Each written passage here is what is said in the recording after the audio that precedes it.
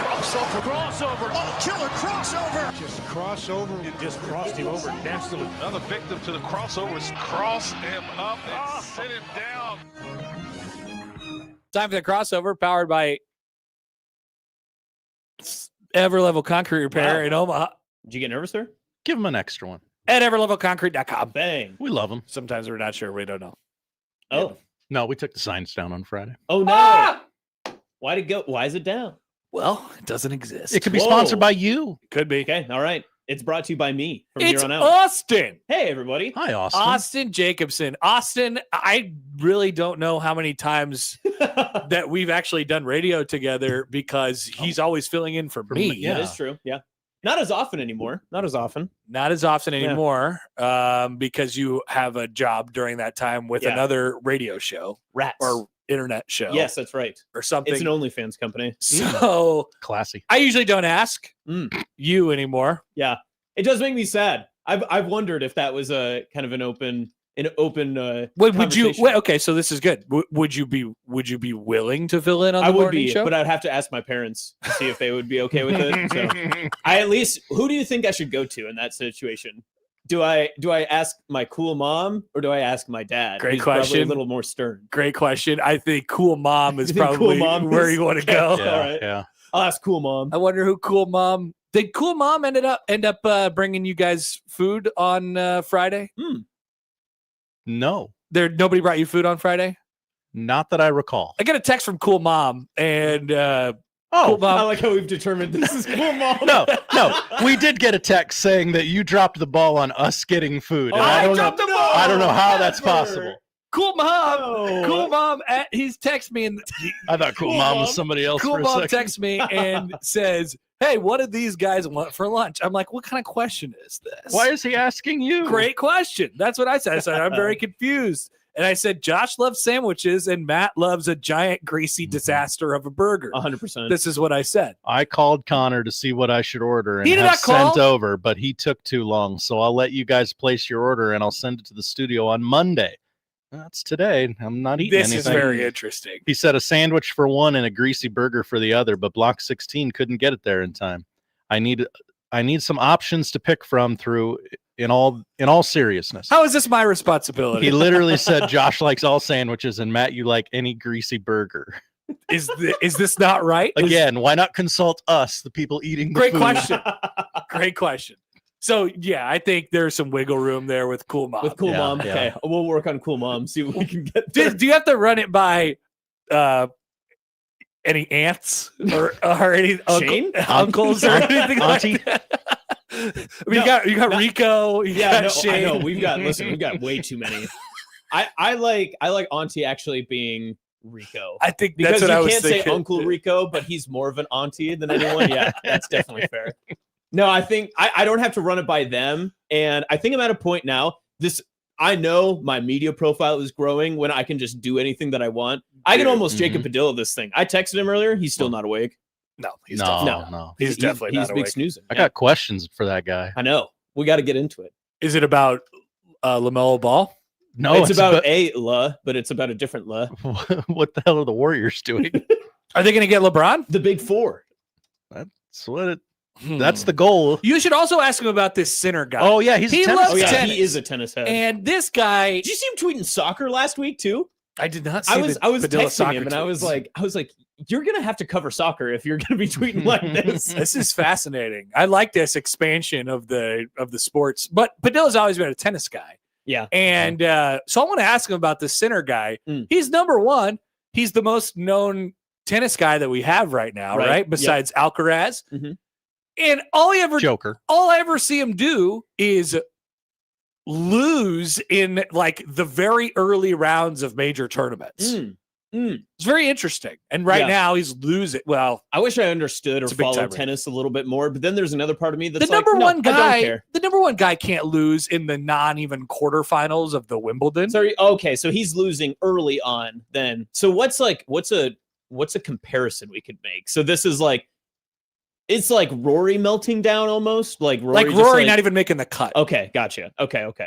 That's that what I I can would follow. say. Yeah, because then everyone would be like, well, it's still Rory. He has like a video game and all this other stuff. It's like, well, yeah, but he's still terrible. Yeah, I'd be like, dude, what? You got to make the cut. Oh, Sorry. so he's just Bryson. He's Bryson DeChambeau. That's he what kind he of is Bryson. Does he have a DeChambeau. YouTube channel? That I don't know. I don't know much about him as a person. All I do is watch him play tennis. He's always hurt / losing to nobody in the first round. You really hate to see that. That's what I know about Mr. Sinner. Is he losing to people that have a bunch of like hyphens and apostrophes and stuff in their names? I mean, look at this guy, Kekmanovic.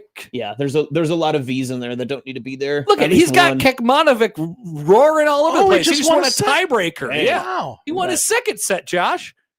Also, tennis has to be miserable because playing in a polo sounds terrible. Right. I would hate to be playing in a polo. But what if Austin the polo was white? Because Wow. it's Wimbledon. Wow, true. Good point. It makes it better. Oh, see, that's, ouch. that's what I'm talking about. No. He's always slipping and sliding He just- all over the place. He just crossed himself up. That man lost all of his ankles. What was the last time the Australian Open or the French Open, the last tournament there, the last major there was, he had the cramps. Did he have the full body cramps or something like that? He Noah Khan concert himself. That is a good reference. What a Austin. reference. Can't wear white there. That'd be bad. That would be really bad. Do you know the person who did that at said Noah Khan concert was indeed a female? I have come to find this out. Yeah. Yeah. I did more investigative research on that than I did anything this weekend. I went down a little bit of a rabbit hole on that. Way to just avoid hole. That was yeah, good. Thank good you. Movement. Thank you. And it's concerning. It is, yes. Like, how good of a concert is it that you're just not going to the bathroom? You know what I mean? Now, I understand, like, there are floor tickets. They're probably expensive. And I guess if it's like the let them eat cake reference, right? That if you're so poor that you saved all of your money for this, get all of your value out of it. I imagine it does take some time probably to get to the bathroom.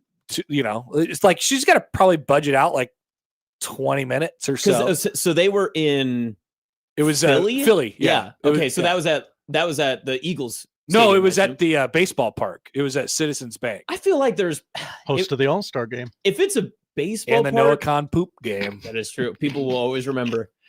I feel like if you're at a baseball stadium, even if you're on the floor, you have very fast access because sometimes they would even put like the porta potties and stuff behind you. Yeah, you're right. I don't know what the setup was. Yeah. I don't know what she must have thought that it was going to take some period of time and that she was going to miss a part. Yeah. This is not the story I thought you guys were talking about. Which story are you thinking of? That he said, like, oh man, I don't know how Taylor Swift does this. Oh, What did he? What? I don't know. Oh, He was talking how 'cause hard it is to perform live. Not everything's about Taylor. Oh no. Yeah. No. There's No, I'm reading. okay. Swift. This is a tremendous hold on. news story. Is this the first you're hearing of this? This is. Wow. Josh, this is a great odd news story. Yes. I mean, Austin You're gonna already have to knows follow- everything. You're gonna about have to it. follow up with it though, so Okay. it'll be very good. Speaking of Taylor Swift, so there was some news or whatever leaks. I don't know what's real anymore out there about the details of. AI slop.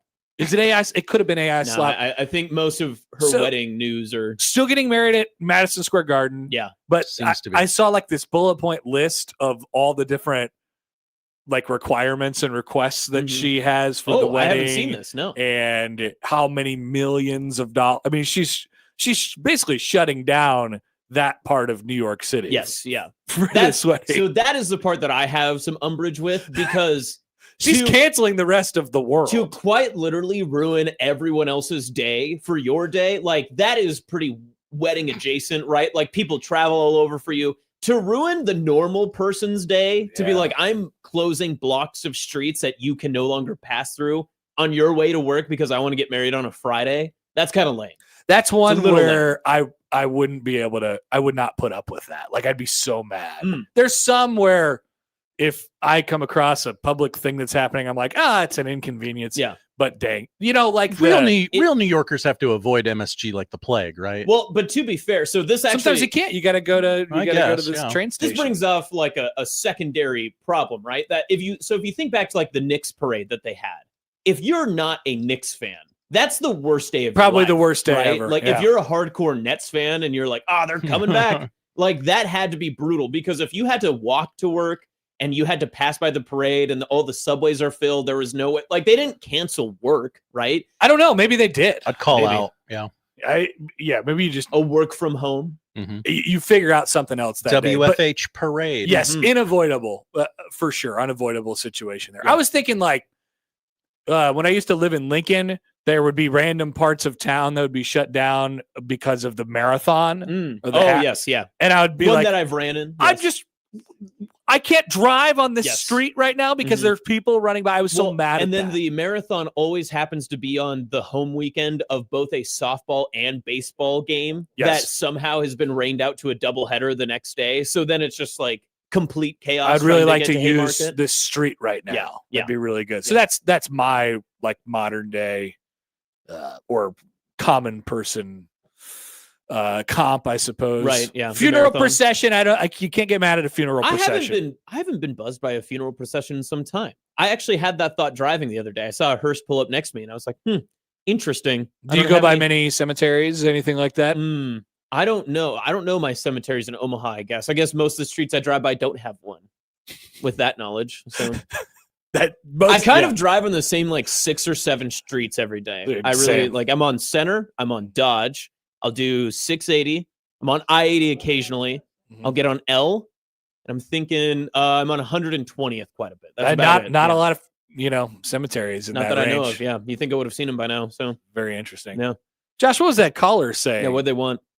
Were they Well, they also were breaking up a lot, so I didn't get all. I of it. heard that there was a call. Were they a Yeah. Nets fan? Were they trying to get in on the Knicks stuff? No, just reasons why Taylor might want MSG shut down. Now I had also The paparazzi. I believe that this is true, that they are probably either A, already married, or B, getting married somewhere else, and then having this big grandeur thing elsewhere. That's my theory. I'll go find the tweet of all the things that I can't, Please. that I don't know if they're real Well, or there not. was the rumor of the Rhode Island weekend. Now, getting married in Rhode Island has to be like a bottom 5 idea for celebrities of that status.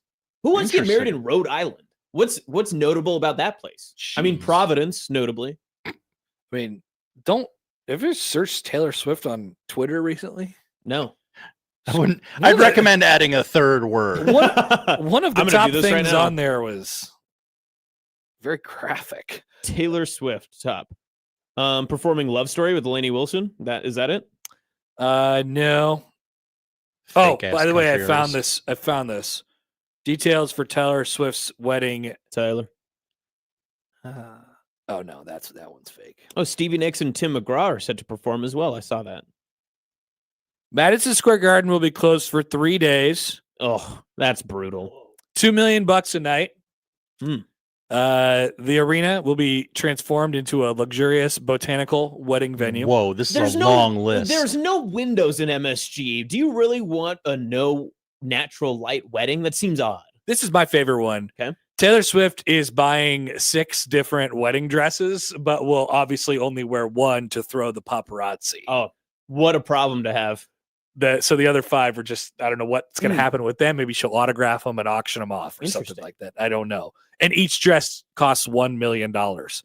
They will close 4 hotels in the Manhattan area. Hotel Penn. Just for the guests. The accommodation bill will exceed $2 million. Oh, God. Guests will enter the venue from underground. Signal jammers will be used against drones and image leaks. That's one of my favorite ones too. Security, $5 million. There will be special performances in a mini festival atmosphere. Will there People be like snipers on the roof? Ed Sheeran, Lana Del Rey, and Haim are amongst the rumored guests. You wouldn't get it. And no, I know about them. Oh. And then they will not be accepting gifts. So how nice. Wow, good for them. That last one, there's a couple right now fighting as to whether or not this is a test. The invite said no gifts, honey. Yeah, but that's she wants a gift. It's a good she point. just put no gifts. Who do you think like it's It a would test. be. It would be really funny to do like the traditional gift where you get them a charcuterie board that says the Swifts like 2026. Do you think like do Taylor Swift and Travis Kelce have regular friends? Oh, Travis for sure. Yeah, So- I think so, like- I think Like Travis he's got does. his Ohio boys. So you know? Travis's boys are going to show up to this wedding, and be like, whoa. Why am I going underground? Yeah, what is going? Why did it cost $4,000 for a hotel room? My theory is that those people aren't invited. I think You it's got to like, invite the boys from Ohio. No, that's why I think that there is a first wedding, and this is like the big grandeur. Like this is the TV there was- wedding. there was- speculation. there was a personal wedding, and this is the industry. There's a wedding. non-zero chance that this is going to be like a Disney Plus special in October. They're going to stream it on ABC. That's be why like, relive the wedding. I'm weirded out about the whole paparazzi security thing. Like, just put it on TV. I mean, feels like it was made you can for make TV. your $20 million back if you just sold tickets. Seriously. Like, I mean, how many people are actually going to be filling Madison Square Garden? Great question. I don't know why it has to be Madison Square Garden. Yeah. There's nobody watching. And neither of them are from New York either. Do you think Travis is at any point in this where he's like, "Hey, that's a bit much"? You know, I think he knows better. He's from Ohio. He lives in Kansas City. But why? But do you think this is her idea then? Oh my God, yeah. I don't know. What do you mean? Whose idea was this? Are you kidding? I think part of the reason why Travis Kelce likes Taylor Swift is because you get to be super duper super famous. That is true. You know, That is I true, think yeah. he likes that. So I bet he would have been on board. Yeah, for a mega TV wedding. that's fair. Does she seem like that? This does seem like it should have been an MTV special at some point. She doesn't Oh, necessarily. if this took place in 1997, Yeah. it would absolutely be on Oh, yeah. MTV. Well, I mean, they televised that one wedding with Kim Kardashian, right? The Kanye? No, Oh. the one before that.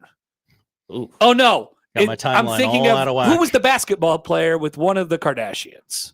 Damn it! Lamar It doesn't narrow it Humphries? down either. Not Humphries? him. Humphries. Chris Humphries. Who did he marry? No. Was it Kim? Did he marry Kim? How many Kardashians? Kim? Are there 3? There was a Chris Humphries wedding on TV. Since his highly publicized 72-day marriage to Kim Kardashian in 2011. 72 days. And that wedding was Bro. on TV. Remember she dated Pete Davidson? I do remember that now that you say it. There was Weird that times. one video where she was like, "Oh, I just need to go take a shower. Are you coming with me?" And he goes, "Oh, okay." Like, runs after her. Like Classic imprinted Pete into- Davidson. What a life. guess I will. Jeez. That was right after she got divorced with Kanye. Could you imagine? That's brutal. Oh, Pete Davidson, the Kanye rebound.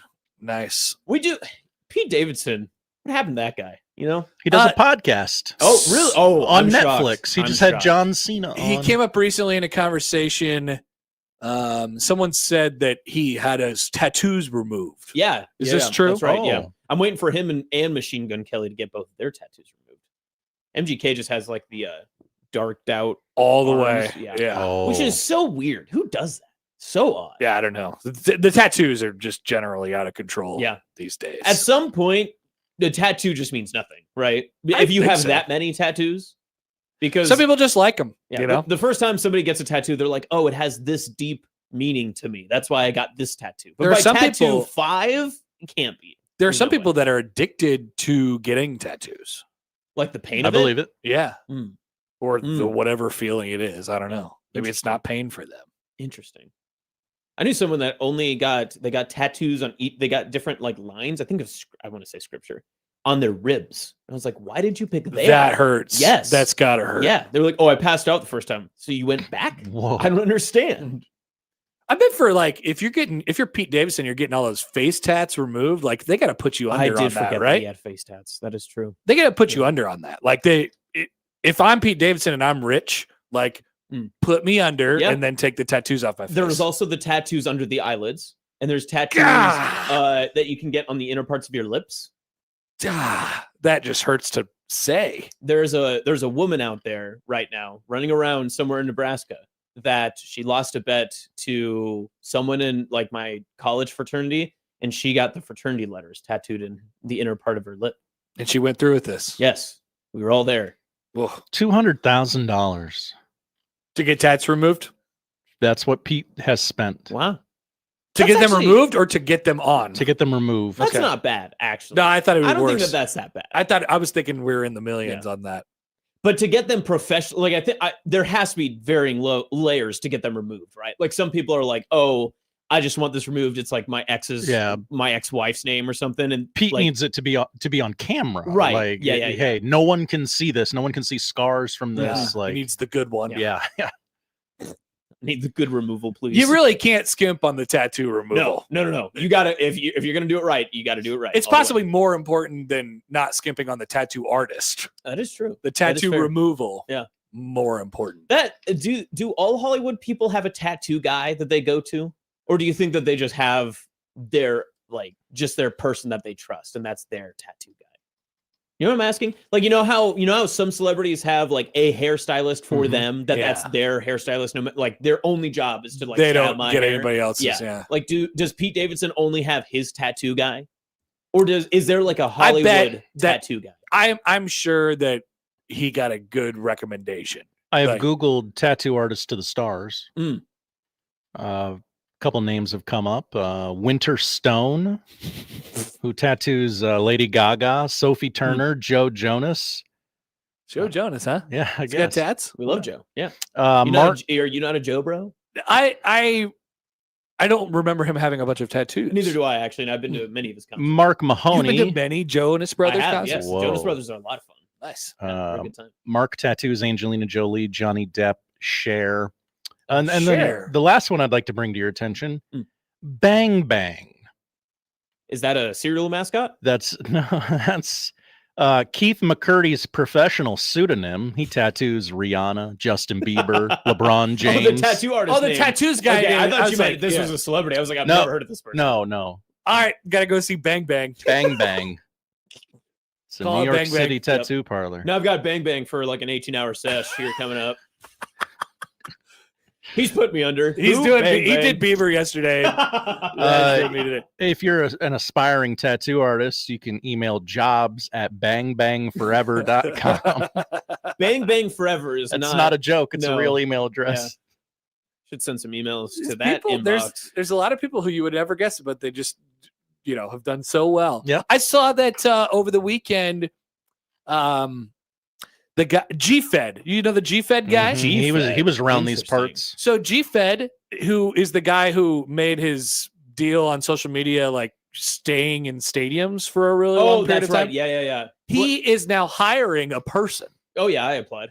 I applied to all those. I think you'd be a I great applied fit. to that one. I applied to the Taylor Lewan, Bussin' with the Boys. Like, you never hear back from these people ever because they usually have someone in mind, or it's like their childhood friend or That's something. crazy. Like that. But I always apply to these. I have legitimately never gotten any response back ever.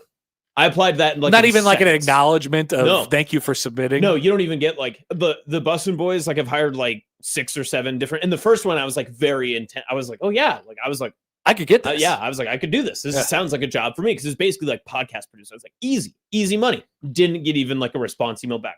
Awesome. Like not even the automated one that's like, hey, you submitted this application. Like I didn't even get that. Dang.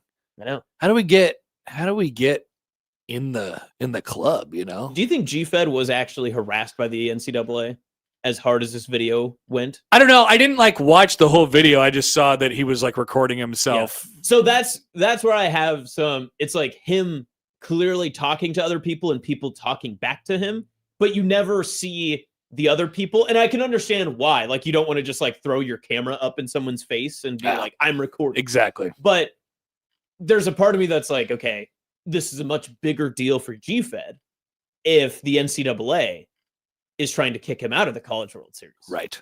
Also, if you're the NCAA and you have the person in your stadium who notoriously just tries to stay in the stadium for after the doors close, I'm probably going to want to try and get out in front of that one. Yeah, that is true.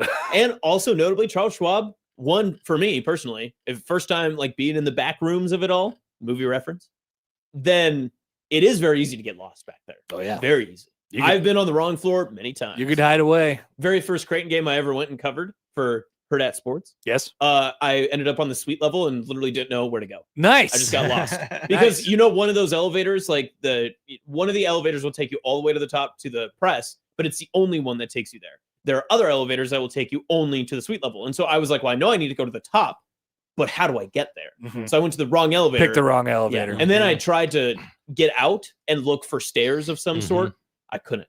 So I was just stuck there. I didn't know what to do. I didn't know where to go. You just got to keep walking, Yeah, and just see if you can run into. And of course, it was like a something. midweek game, and there was nobody in those suite levels at the time. And I was like, I don't know where to be right Hey, now. if you stay on the 4th floor long enough, you might come across Paul Skeens and Livy Dunn That is true. at a Never Creighton know. baseball game. That Yeah. happened once. Just hanging out. They were there. Yeah. When he was pitching in AAA. Wow. We were turning around like, whoa, what's going on? they were there. And so will Austin Jacobsen, because he's everywhere. Yep, folks. Just be hanging out. Not this week. This week I'm here. This week you're here. I'm here. For What are Matt you guys going to McMaster. do this week? You got any plans? We got a lot of bits. We're gonna make fun of Matt a lot. Oh yeah. That's kind of our plan. Awesome. I texted Josh earlier today and I said, yeah, I kind of have like a rundown of stuff to talk about, but I have no intention of talking about all these things. So Nice. I think we're just gonna go with the breeze and see what happens. I will say that I am jealous of your guys' pizza parties that you have. You and Whoa. Matt, your pizza oh parties. yes. Would you like to Oh. come to one? I would love to go to a pizza oh, yeah, party. that'd be a lot of fun. I've always Yeah. dreamed of going We to a will pizza cut them party. into we'll get Matt would never invite me to the pizza party. we'll get a large pizza and divide it into 32 pieces, and that way we can get the full like 8th grade experience. That's what of I'm talking somebody's about. Birthday party. Exactly. Yeah, just keep it in mind. And next That'd time be you good. go to the pizza party, Well, you could always do, if we invite you, you can always do what Matt does to me, where at some point he goes, all right, well, I'm going to go out. I know you don't want to keep drinking. So, and then he just Ubers and leaves me, which is so this funny. was really weird. he just puts it on you. He's like, you don't want to do this anymore. I'm leaving. It's usually about like 10:30, 11 that he'll hit me with like want to hit another one or whatever. And I was like, I'm actually good right here. Like I'm like, I'm going to have like a water. Like we've been going hard, whatever. Good. And that's when he starts like flurry texting on his phone. And 30 minutes later, he's been like, all right, well, I got an Uber coming in like 10 minutes. So I'm going to head out.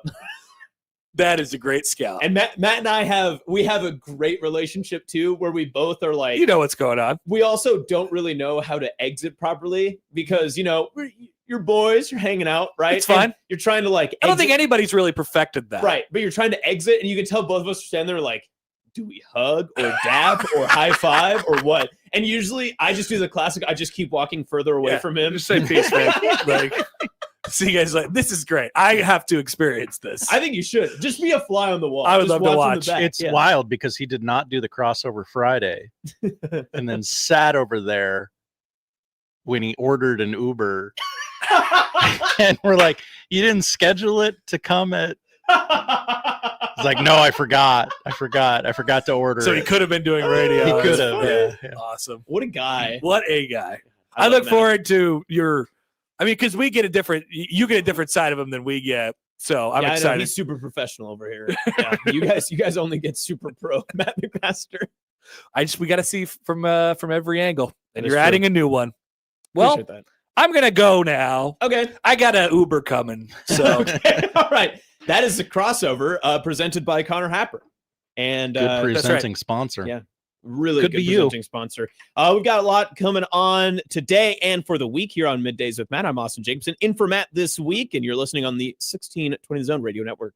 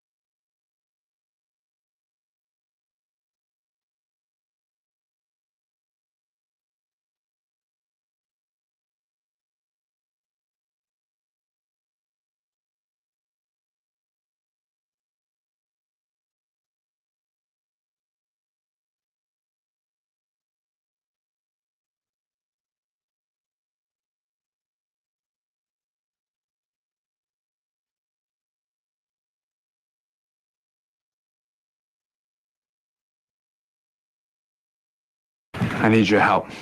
I can't tell you what it is. You can never ask me about it later, and we're gonna hurt some people. Whose car are we gonna take? I have a lot of things I want to get off my chest. That's an absolutely horse crap call. Make room for Tally. But they are who we thought they were, and we let them off the hook. Chicago is.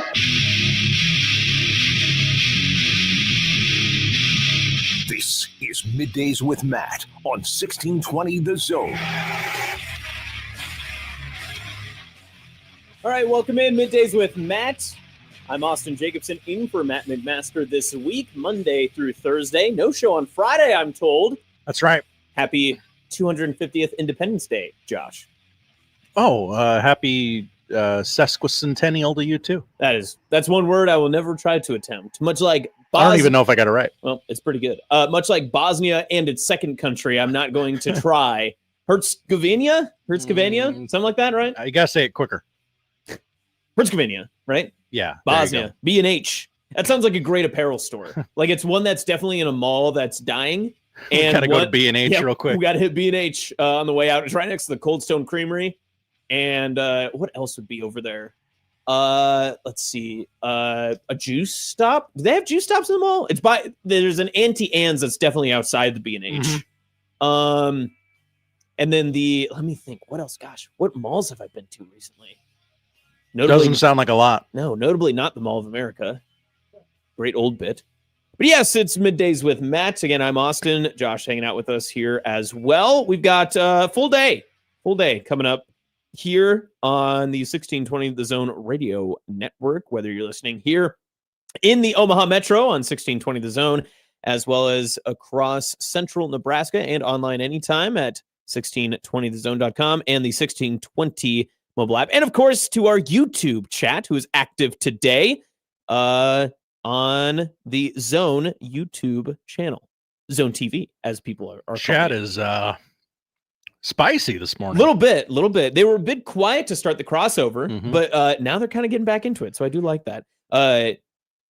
J99 says next to the Orange Julius and Cheesecake Factory. I don't know many cheesecake factories that have been in a mall. Am I missing out on that? Is that in this area? Well, we got the one outside of Westroads. That is true, but not inside of the mall. Yeah, no. So I was making sure. I have made it a mission, and I think I will do it this week at some point. Eat the entire Cheesecake Factory menu? No.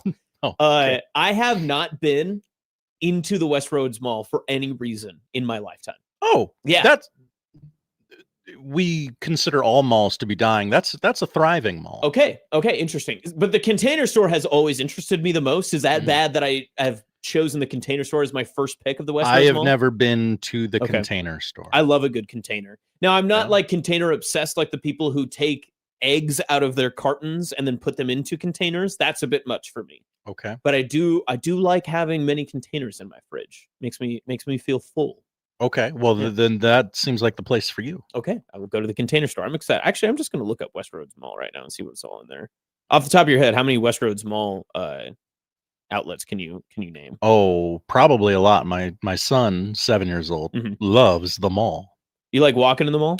He likes walking. He likes going to. There's a couple shops he likes going to. Oh, the Westroads. I forgot the theaters there. I have not been to this theater yet either. You don't need to go for a movie. Just kind of walk the hallways and just go, whoa, this is trippy. Okay. Oh, in the theater? Yeah, like especially the bathroom. I remember the bathroom. I don't know if it's still this way. Bright orange. Whoa. Yeah, that's a choice. Imagine walking out of Obsession and you walk into that bathroom. Yeah, that's a bit concerning, right? You'd be like, oh, I don't know about this. I don't know about this. An Express? I used to love an Express. That tracks. I have outslimmed myself. What do you mean that tracks? You seem like an Express. What do you guy. mean by that? You take that back. Yeah, that's got to be mean at some point. Journeys. Every mall needs a Journeys. Every mall needs Journeys, and this one has one. K Jewelers. Lids. Okay, now we're getting into it. This is what we're talking about. Oh, they have. Oh no, the PF Chang's is not. No, that one is outside. Yeah, outside. Yeah. Okay, cool. I'm gonna take my Westroads trip here at some point. Jimmy adds that it's hard to find the bathrooms in there. Okay, I'll take your word for it. I can't wait to investigate further. Give yourself plenty of time. This isn't like a 20-minute, like, hey, let's laugh at all the empty bays type of thing. This is because I live closer to Oakview, and I have walked the Oakview Mall a couple of times. I have enjoyed it, and I have notably went to the puzzle store there, which I do really love about the Oakview Mall. Yes, I don't know how many other people that host on this channel have been to the Oakview Mall puzzle plaza. It's probably just you and Connor. That is fair. I'd agree. I'd second that. Okay, let's set up what we are going to potentially get into today. I think we're just going to have so much fun and laugh so much that we're going to forget to talk about so much sports. That's the goal. There's so much sports happening right now. I mean, we talked about tennis for 10 minutes instead of the crossover. There was some notable news coming from a former Husker wrestler, AJ Ferrari, over the weekend. Looks like his Nebraska Land Days was a little more exciting than others, although North Platte's Nebraska Land Days can sometimes get to be a lot of fun. Have you ever wanted to venture out to North Platte Nebraska Land Days, Josh? Have I ever wanted to? Yes. Oh, really? Have I ever done it? No. What's holding you back? The drive? The 4 hours to North Platte? Life gets in the way, Austin. That's fair. That's fair. You really shouldn't have your child hold you back like that. That's right. Yeah. I mean, nobody told me that part. That is fair. On the front end, you're gonna a lot of things are gonna change. Yeah. That should be a disclaimer every time. Put those on the what is it? Why can't I think of this? Like the wrapping you put the blanket. What did they call that? The swaddle. Oh yeah. The swaddle. Okay. The wrapping. The wrapper you get on your baby when you take it out of the mall, the Westroads Mall. Hey, if you open it, you can't return it. Other things that have just been itching my brain over the past couple of weeks, and especially recently. One of these I find kind of interesting. I want to talk a little bit about if golf is maybe changing its tenor in terms of its national audience and maybe how we perceive, especially some of its stars. Of course, more news have come out with Phil Mickelson. Obviously, it can't stay out of the bad press. Tiger Woods was notably making more damage to his reputation over the past year, but there's just little small things as well. So I'm kind of curious on what people may have to perceive about where golf stands in the professional standards.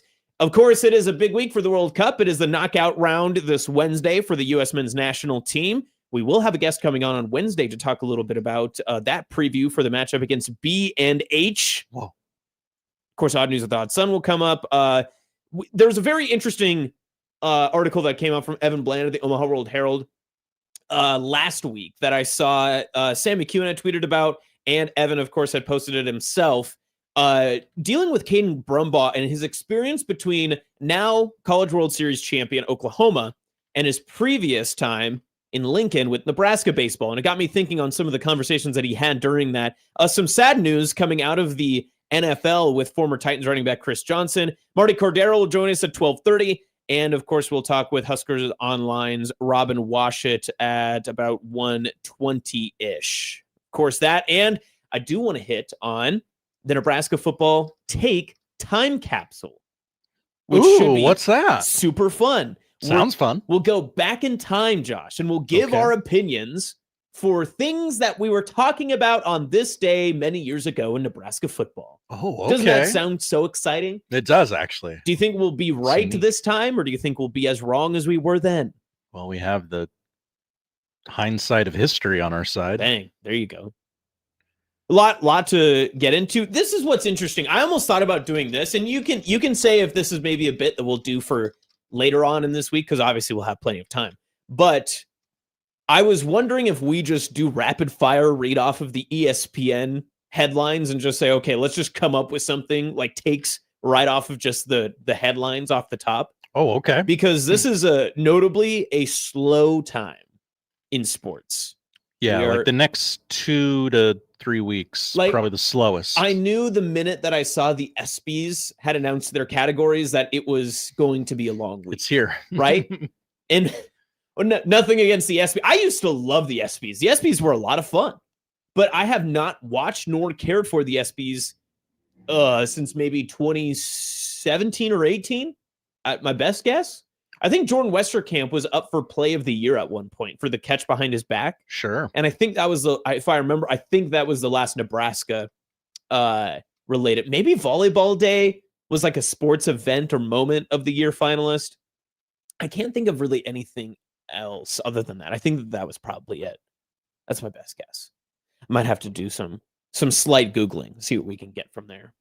But yes, just kind of an open-ended week. And I'm looking forward to talking, of course, with Robin and Marty. Marty about the Storm Chasers. I heard this morning on Happer and Schaefer that they had their, was it 5 millionth guest walk through Warner Park? That's Something like right. that. Yeah. So we'll talk a little bit about that with Marty. And then, of course, with Robin.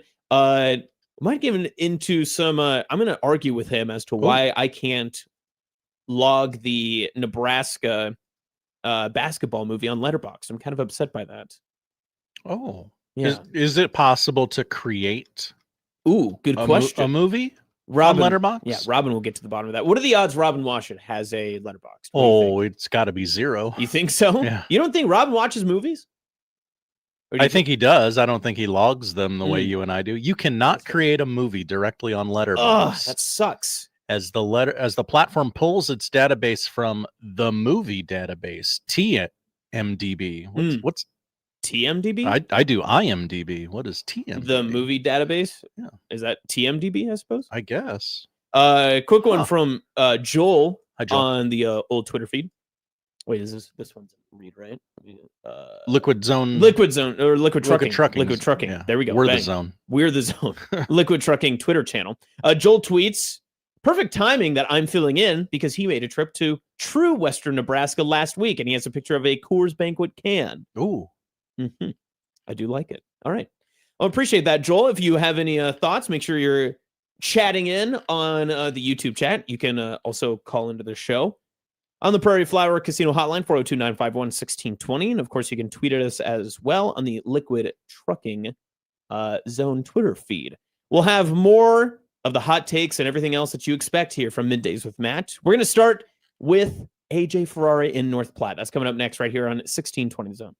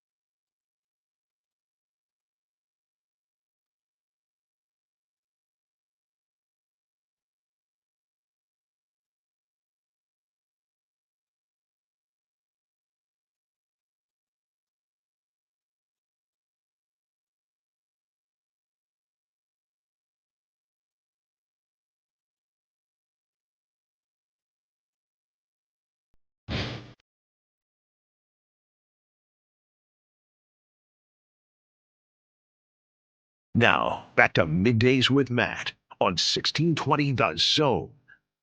Welcome back, Middays with Matt. Austin in for Matt McMaster this week. I'm here Monday through Thursday. Trying to think of any other business. What business would be open Monday through Thursday? Not open Friday, Saturday, or Sunday. Now, obviously, this is because of the Independence Day weekend that's coming up. Do you go Independence Day or do you do 4th of July? What do I call it? Yeah. I call it the 4th of July. Because Independence Day is the film that you recognize? Yes. Do you recognize Resurgence, the secondary film? One of the 5 worst movies I've ever seen in my life. Are you shocked that we haven't seen a sequel to that to complete the cliffhangers that they dropped there? Because remember, the planet Earth is taking the fight to the aliens. That's right. Remember the orb too? The orb was like from the future. Orb? You remember? I don't remember the orb. In the that orb movie. crashed into the moon, and then that's why the aliens came back to fight the orb. Remember? Something like that?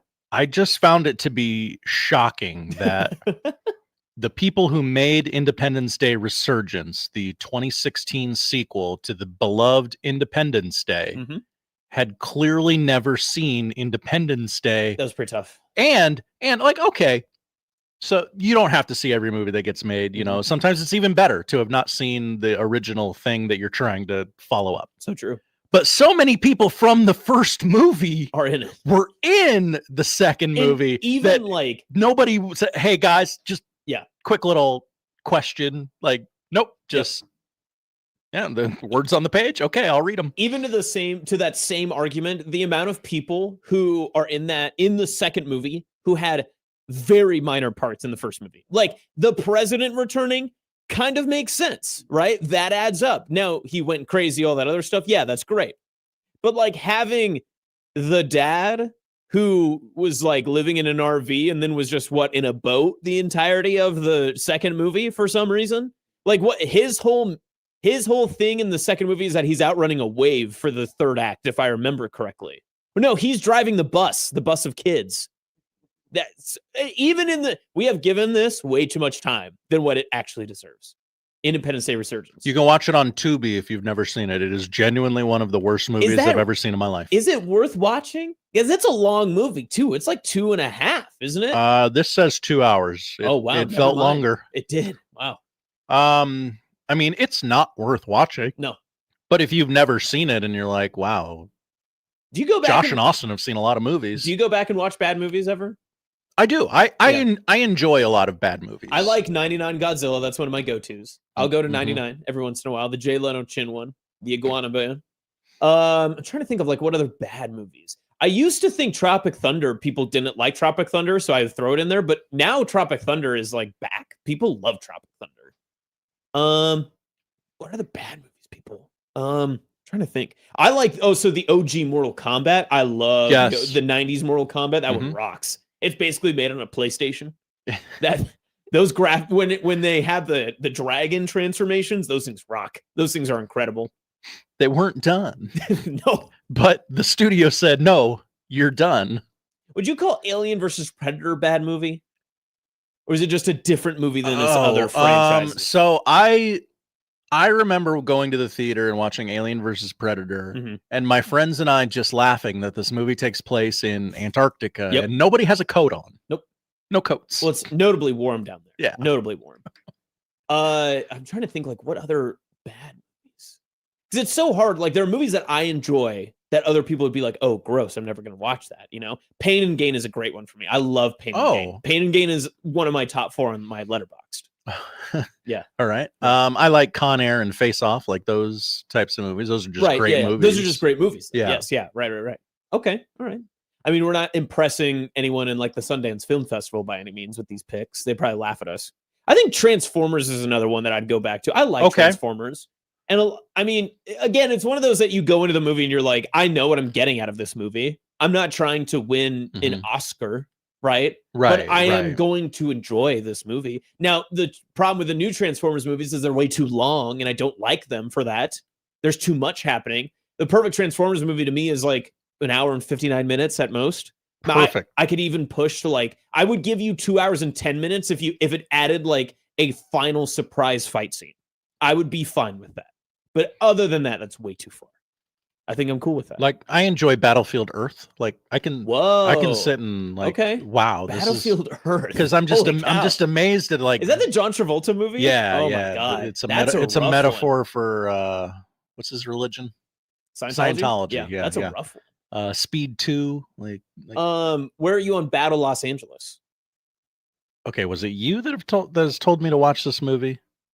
Maybe. I don't know that I've seen it. Okay. Maybe it was Nick. I remember watching it in theaters when it came out, and I was like, this movie might be one of the greatest war movies I've ever seen. And then I rewatched it like a couple of years ago, and I was like, oh my God, what was I doing back then?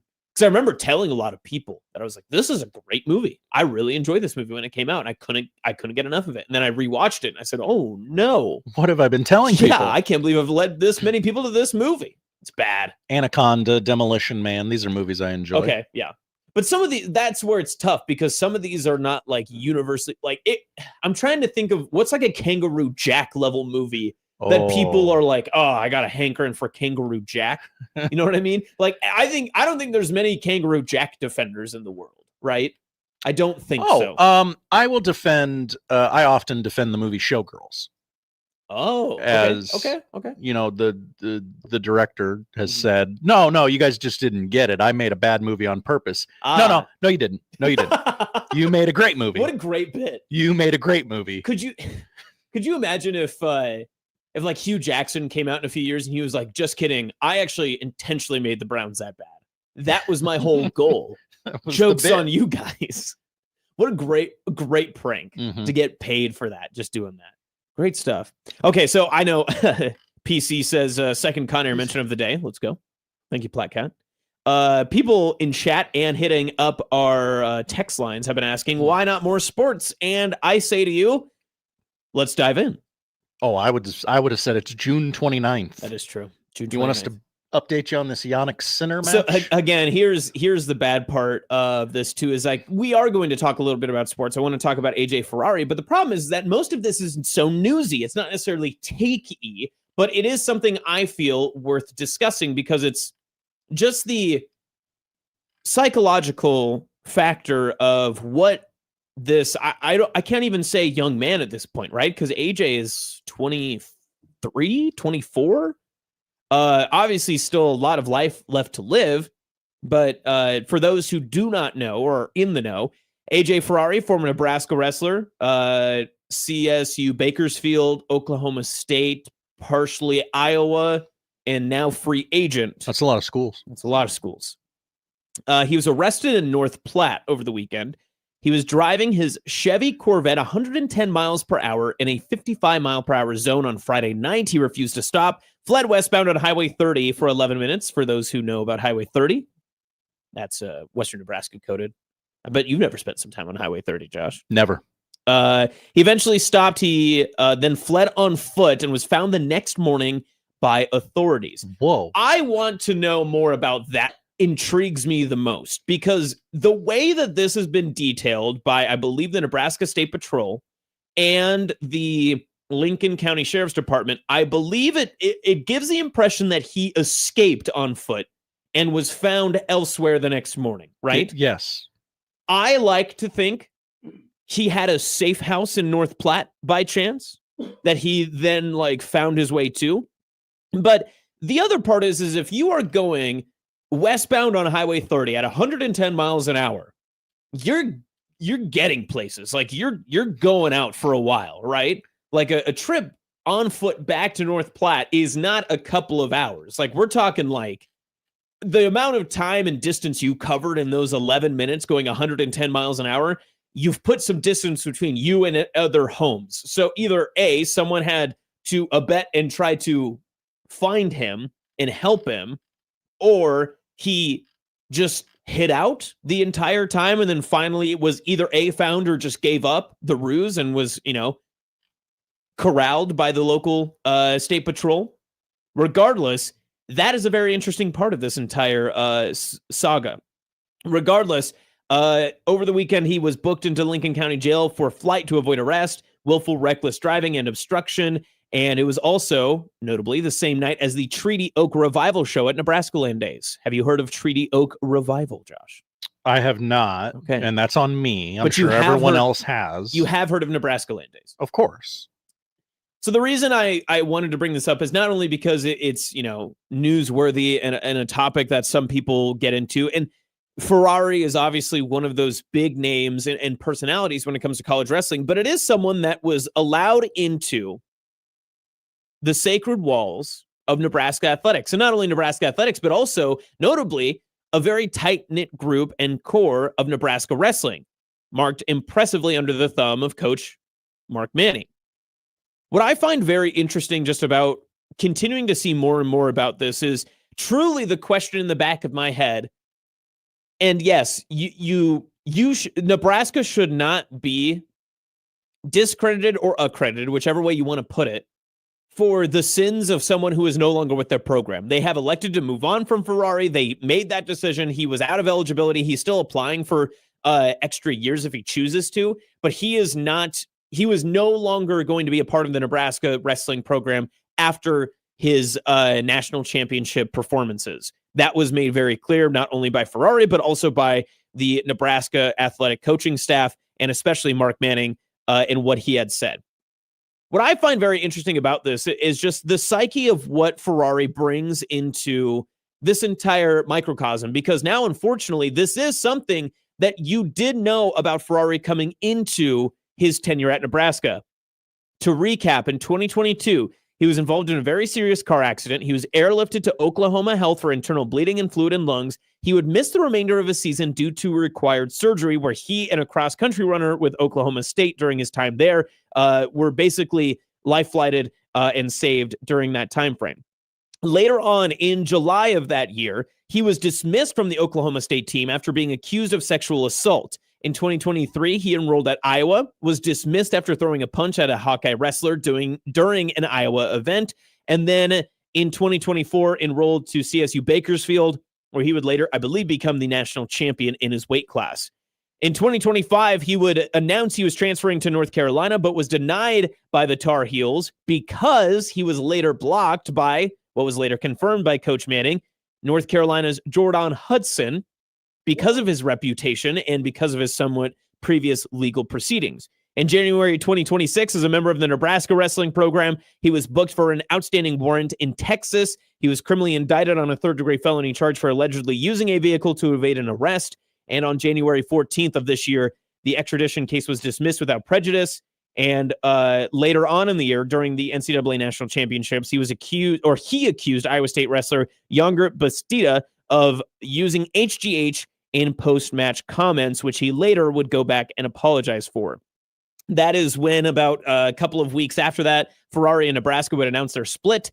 And it does appear, obviously, with Nebraska that Cade Ziola, who is in the heavyweight spot, was a four-time state champion at Omaha Skutt Catholic here in the state's borders, will now take that spot. I believe he redshirted last year, so he should have the 4 years of eligibility remaining for Nebraska wrestling.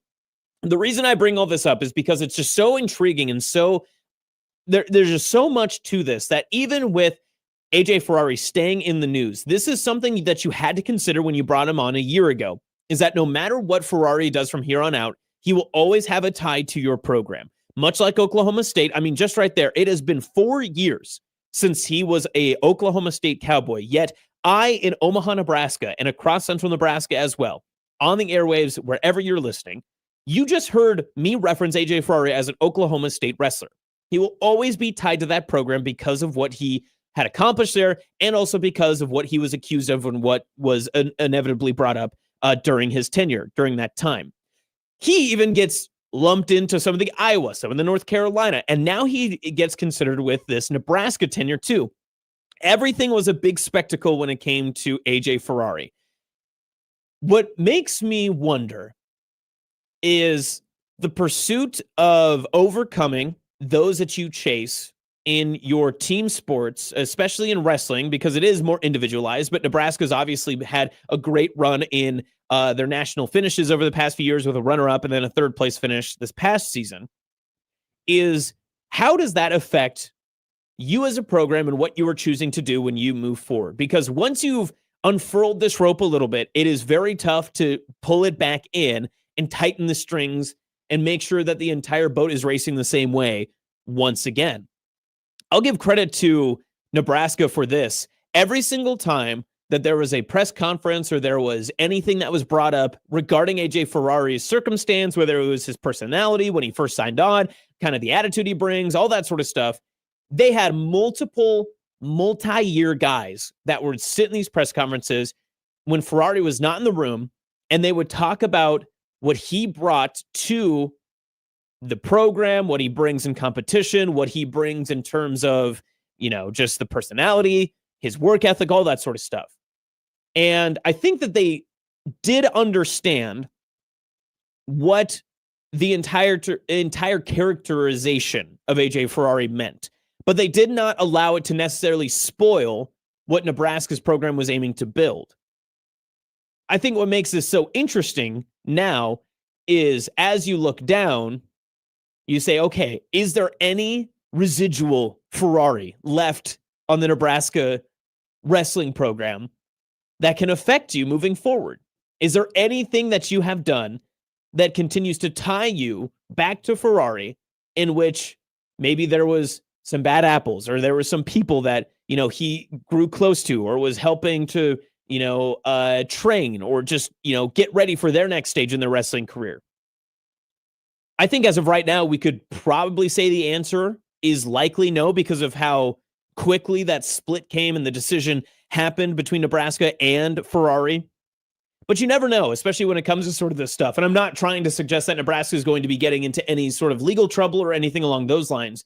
But especially when this keeps happening and you bring someone into your program that has a history that they have had, whether it's for right or for wrong, whether it was whatever the case may be, and you can have your own personal choices on what Ferrari has done and what you believe is true and what was right in the name of the law and otherwise. But it just makes such an interesting point about from here on out. And of course, this happened this past weekend, but if Ferrari joins the UFC or if he joins some other, fighting organization, if he gets his years of eligibility left, no matter where he goes, he will always now be reattached to your program. And for that reason, you will have to continue answering questions for him. And this goes beyond more than just Nebraska wrestling, but it is a question now of how much did Nebraska, the athletic department, and maybe its coaches learn from this circumstance and say, well, you know what? Maybe some people just aren't worth the headache. And some people just aren't worth the extra nuisance that they may bring within our walls and what we have to deal with after they have left our program, for better or for worse. I think Ferrari is one of few Nebraska athletes that I can remember during my time of at least covering Nebraska athletics, giving themselves kind of an open wound for people to poke at and to continually ask about. There have been other circumstances, of course. There's been, coaches on hot seats. There have been players that have not performed well. There have been all those different things. But those are just sports. Those are things that people generally have to deal with in any form of college athletics, right? I mean, that happens at Alabama. That'll happen at Notre Dame. That'll happen everywhere. But when you have someone that is a part of your program and was as big of a name in their sport as AJ Ferrari was, you will have to continually go back and be asked about these sort of things. And I wouldn't even doubt, truthfully, for as probably limited is the right phrase to use, that Nebraska will have for their media that will cover this, AJ Ferrari will still be a part of this program because there will still be questions that tie him back to Nebraska. And unfortunately for Nebraska as well, another arrest happened in the center heart of its state at North Platte, and it's not the first time that it's happened this year. So whatever Nebraska can do to continue to kind of like push themselves away from that situation, I don't know what they necessarily can do because at this point, that was already made when they allowed him to join the program last year through the transfer portal and say he is going to be a Husker because now he will always have that kind of acronym attached to him. He will always be former Husker AJ Ferrari. And I said it a little bit ago, but it's so true that how many times, for better or worse, do we have that happen over and over again when you hear from certain athletes, again, better or worse, they're referred to as former Nebraska coach, player, whatever. Yeah, I mean, it's certainly been a little while. Doesn't happen all that often. But while you were talking about this, I was just not worried about AJ Ferrari, but I'm like, you don't have a professional level of there's not a lot of job options for you as a wrestler. There's obviously wrestling companies, UFC type of stuff, but a lot of these, not necessarily UFC, but a lot of these people want you to be somewhat of an upstanding citizen. Yes. Like they have requirements just like lots of other jobs. And there's a difference between being a character, right, and being the bad boy, or being the villain and that sort of stuff. But Ferrari is becoming a real life villain. Yeah. It seems like it's UFC or, ditch digging. Yeah, are his two professional options at this point. And well, the UFC is taking anybody with a name like AJ Ferrari, that you can sell that, you can package that. So I'm not naive enough to think that he can't succeed in a professional setting of some kind, but it's about time for you to there's a fork in the road here. Which way are you going to go? Yeah. Hopefully not 110 miles an hour. That is the goal. Yes. Jordan brings up a great point. We still hear about incognito 20 plus years later. Yeah. And that is a great example because it's exactly what I'm referring to, right? Because Richie Incognito, for those who, are just paying attention for the first time or might be my age and not know, obviously a former Nebraska offensive lineman. You'll have to remind me. I don't remember that he had many incidents that got public at Nebraska, but the minute that he went to the league and there was some talk about him being a bully or some dirty play, and he was voted like the NFL's dirtiest player a couple of times as well. And of course, the whole bullying scandal with, I believe, Jonathan Martin on the Dolphins, he never shed that image. And he always was later then referred to in at least football circles as former Nebraska offensive lineman Richie Incognito. He got, I think he got kicked out of a game or two. He had some dirty play and that sort of stuff, right? He hit a teammate at one point. I might have some of this wrong. I apologize, but he the stuff about him bullying teammates in the locker room in the NFL came out, and it was not Dolphins player Richie. It was former Husker Richie Incognito. Now that might just be us living here, but yeah, it was definitely, hey, you see what that former Husker did? Yes, right. And then now does it stigmatize your program? Not necessarily. Richie Incognito, in the terms of Nebraska football lore, that is, very far down the totem pole. I mean, if we're talking the entire iceberg of Nebraska football, it's down there with probably the same levels of, rumors and whispers of things that happened during Osborne's era, other things that people like to allege and talk about that are true fact when they've never been proven, that sort of stuff, right? But a great example of this that I could think of, and I had it on our rundown originally, but I think it ties better into this conversation that we're having, is the Buffalo Bills new stadium is notably getting a little bit of run because people are enjoying seeing it for World Cup action, right? They were able to see it a couple of times. I believe. I believe that they had some. Did they have games in it during the group play? I think, or they had some sort of event that happened out there that I saw people talking about, and they were adding in the Wall of Honor and the Ring of Honor and the retired jerseys and stuff. And of course, people noticed right away that one OJ Simpson was no longer included there. And yes, to me, yes, it is funny, right? Like it is a part of that is. But no matter what you do, OJ Simpson will always be a Buffalo Bill. Yes. No matter what you do. It's the same. I remember the Niners don't get this flack. Yes. It's not former Niner OJ Simpson. And what's funny too is I remember this part of one of the first games. Actually, it would have been the first game Nebraska played in the Coliseum last year, or 2 seasons ago, that they do the whole wide panorama shot of the LA Coliseum. And they're like, oh, the rich tradition of Big Ten football arrives as Nebraska takes on USC. And the big old honking 32 still sitting out there, right? It's notable. They'll never get away from it. And they have no reason to be affiliated at all.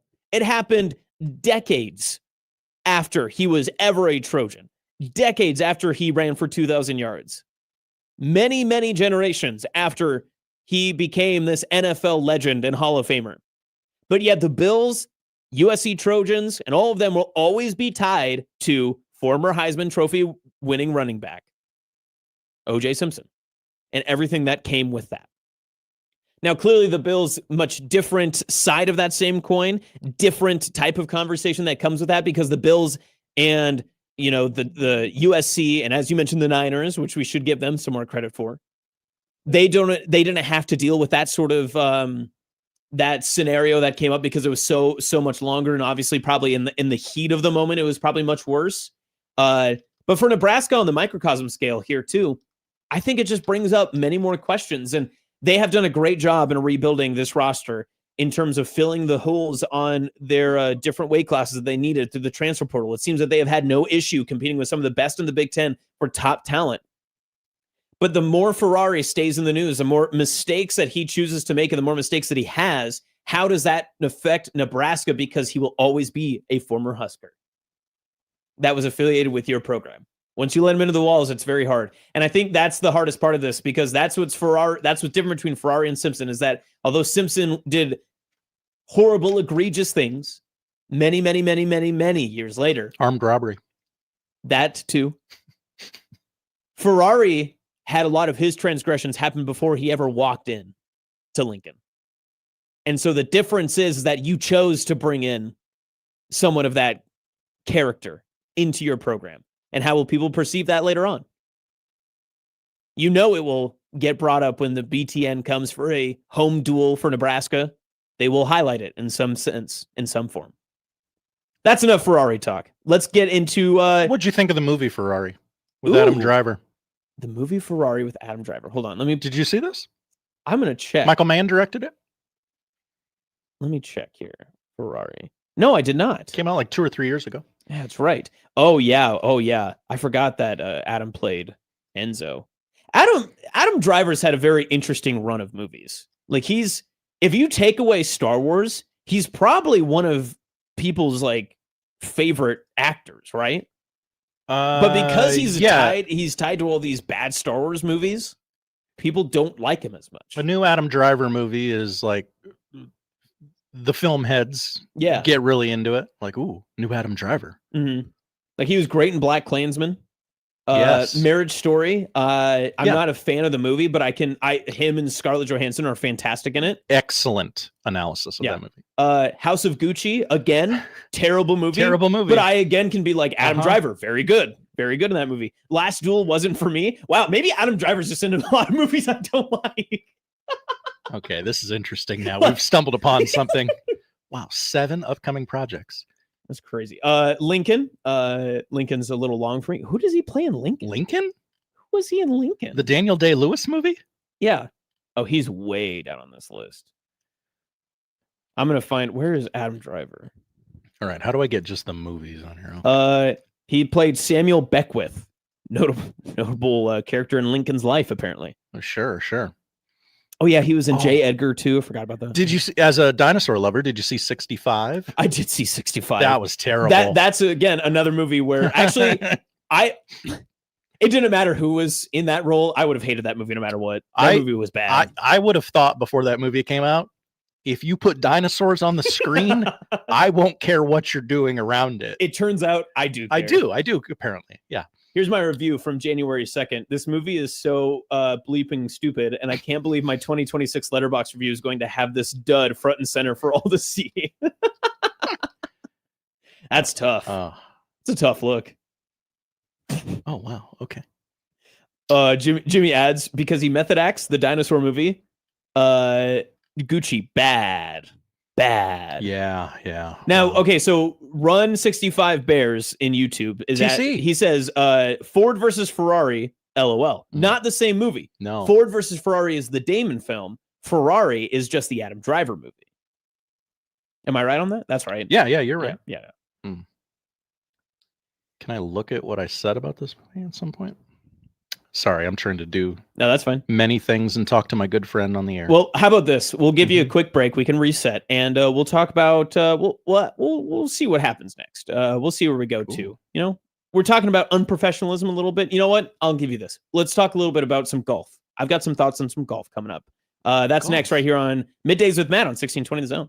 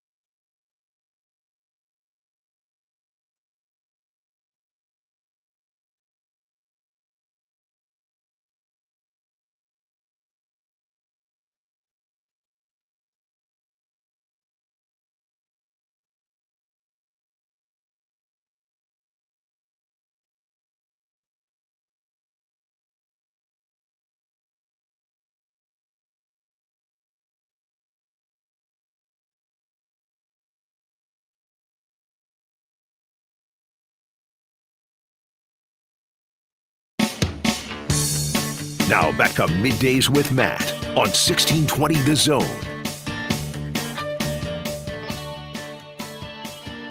Okay, so Adam Driver might just be bad.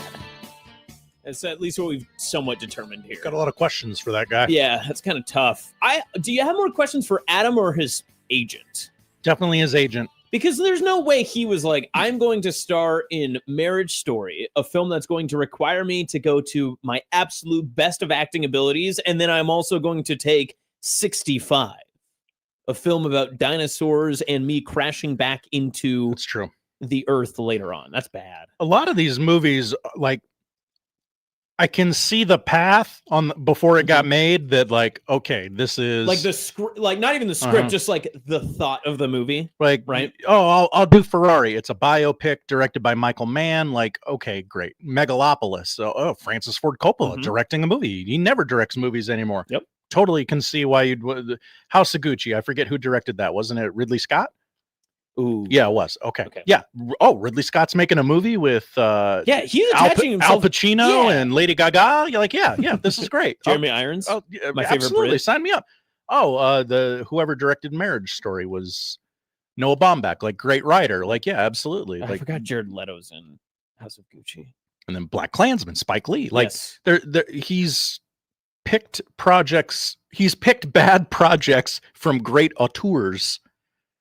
And it's really messed up his career. Yeah, no doubt. No doubt at all. All right, so we got into all this movie talk, which makes me want to stick on the movies. It's going to happen a lot this week. It is going to happen a lot. In fact, just a quick tease. This is what they call a tease in the business, Josh. We're going to I'll take notes. We're going to take 5 a couple of times.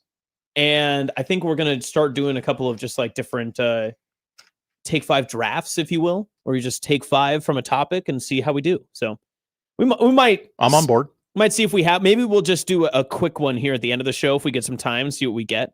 But before we get there, because we were talking on AJ Ferrari and kind of the stigma that comes with bringing him on, there was something that keeps happening over this past. I don't even know how long this has been. Probably month or so. That Phil Mickelson keeps getting in more and more trouble, and Phil Mickelson is just making himself look worse and worse. And it does bring up some questions for me about what are changing thoughts maybe on the sport in which he best represents, which would be professional golf. So have you heard of the new drama with Phil Mickelson, Josh? Do you know of what is happening with Phil? Okay, so the last time I heard of a Phil Mickelson news story. Whoa, clear that throat. Thank you. It was, I want to say 2 weeks ago. Okay. A waitress said he was kind of aggressive with her. I don't know if anything has happened since then. Now, what if I told you, did you know that Phil Mickelson, did you know that he was married? I guess I didn't know, but Yes. would have assumed. So you'll be shocked to find out that part of these allegations, a lot more people have come forth with some new information regarding Phil Mickelson.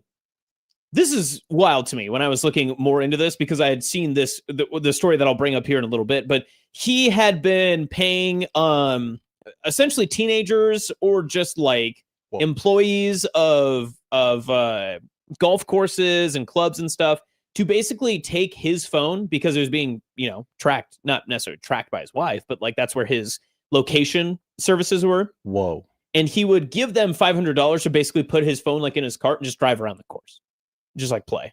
So that way he could go do mischievous activity. Whoa. That's a little odd, right? A little bit odd. Well, of course that came out. More than a little. Yeah. That came out and people were like, oh, that's very bad. Like clearly you're doing something you don't want to get caught with. There was this story that came out, I believe yesterday, maybe 2 days ago about Pat Perez. And it doesn't matter if you know who Pat Perez is or not. He was a pro. He's also a pro golfer. But his ex-wife, Ashley Perez, started to address some public support because she had an incident with Phil Mickelson that dated back in 2015. She wrote in an Instagram story post over the weekend. That's where you do all the hard-hitting journalism. I will rise up and stand next to the millions of women who have been silenced to protect the evil and darkness that lurks amongst us. It included a photo of her in Las Vegas wearing a bedazzled jumpsuit. That is not the point of the story. The point of the story is that Phil, during an event in which he and Pat Perez, and of course Perez's ex-wife, were attending, that Phil allegedly showed, the story goes that Pat Perez, I guess, went up to go order something or left the table at some point, and Phil leans over and shows Pat Perez's ex-wife photos of Phil naked. What a move from his phone. So just like, first off, in grand scale, there's varying levels to how terrible this is, right? There's the uncomfortable and probably illegal nature of it, right? Sure. And that's at the core. The outer part is that's like anti-bro move, right? Like, also, yes. This is your friend's wife. You can't be doing that. That's terrible. Also, just the idea of, and I know I shouldn't be laughing at it, but hey, he went and got up to the bathroom.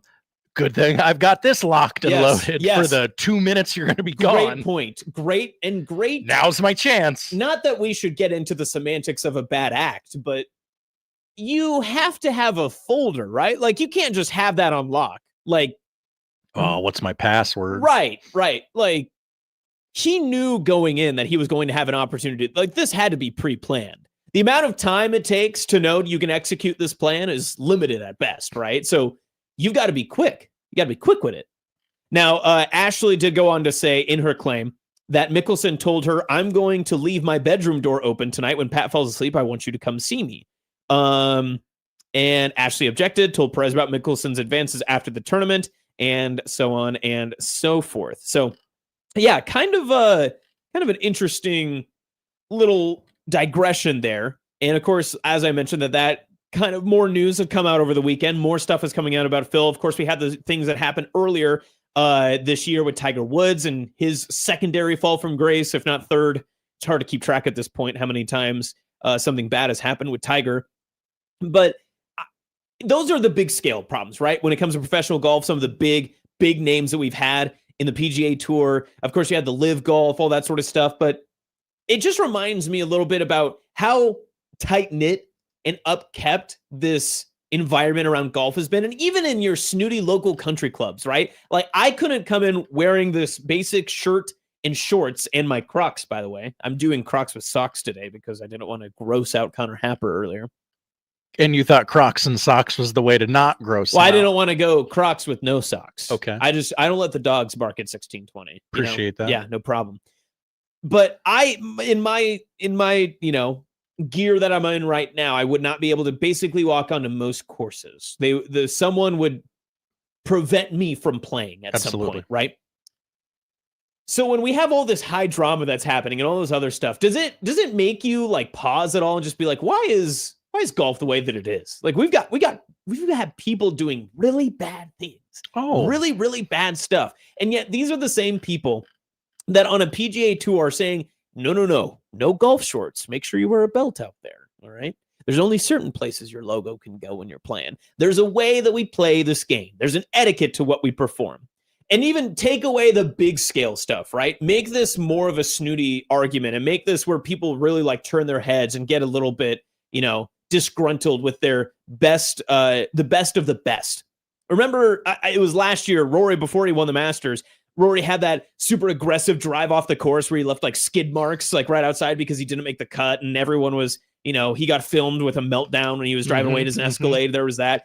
Bryson DeChambeau just being himself, just having his YouTube channel and doing the things that he does. We had this past weekend or 2 weekends ago in the US Open, someone took a 2-stroke penalty on an impossibly tough course in Shinnecock, and they received a 2-stroke penalty because they threw their club in a fit of rage, which everyone has done, by the way. But the fact that the PGA just goes, can't get upset. Keep it in, don't make this a thing. Don't do it. That's what makes me question about what are we putting golf on this like pedestal for? And it is the concept of live outside of the money funding that it came from was unique to me in that sense that it spoke to me in a different way as a casual fan. Now, I never watched a lot of live events. I wasn't going to go out of my way to just, go to the CW and watch. You were locked into the CW? I was not locked into the CW. No, not for me. But it did. I mean, they allowed a lot more leisurely activity to it, but also kept it on the professional athleticism, the professional scale, all that sort of stuff. So I don't know. There's a part of me that has come to start to question why we keep, and maybe this is even a bigger question for just all of sports, right? Because the NFL notably has a lot of rules and regularity on what you can do with your uniform, and the different individualization of the athletes that are performing in its sport to say, here, I am making myself, I want to promote this or myself, or I want to showcase this, or I just have these cool things that I want to show off, all that sort of stuff, right? They have a fine line on what you can and can't do without getting fined. Golf is like the highest standard in that, in what I would perceive it amongst the professional sports, and just saying, no, we don't allow people to play if they don't have X, Y, and Z lined up in their presence before they even come onto our courses to play. And it's very funny too, because there was even that circumstance when you had Scotty Scheffler get arrested and then take a mugshot and all that other stuff, and all that jazz, right? Like, all that's very funny now, but there was a part where he had nothing that he did during that time that was illegal, and yet the PGA was like, well, I'm not sure if he can play today because, he didn't make his tee time on time, and what if he doesn't make the warm-up cut and all that? It's just ridiculous. Like, all that is just ridiculous. And at some point, I think that this will come to a head. I don't think it's going to be soon, but it will start to happen. The more that you have your high-profile names and the biggest names that you could possibly attach to, having this sort of fall from grace, whether it be through just scandal, if it's the minor details or whatever the case is, that if your sport continues to say, oh, no, listen, there's a way that this game is played, there's a way that we present it, and there's a way that we do things. If it does not meet that standard, we don't allow it. But yet you allow these literal scumbags to be able to play your sport and compete in it and be heralded as some of the best, then I think that there is going to be quite a conversation to have on when do those scales tip between the two. So I guess now that live isn't a thing anymore, you can maybe broach the idea of, hey, what if we put in some personal conduct policies into our rules, like the NFL or something like that?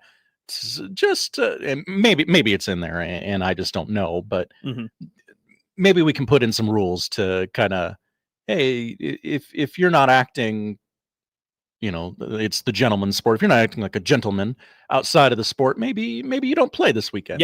Yeah, no, and and that's standard for almost any other league, right? Like, even if you're in a civil misconduct, the NFL, this has happened many times. If you're in a civil misconduct, you will have this come up where you could lose games and be suspended for things that happen that are not necessarily illegal activity.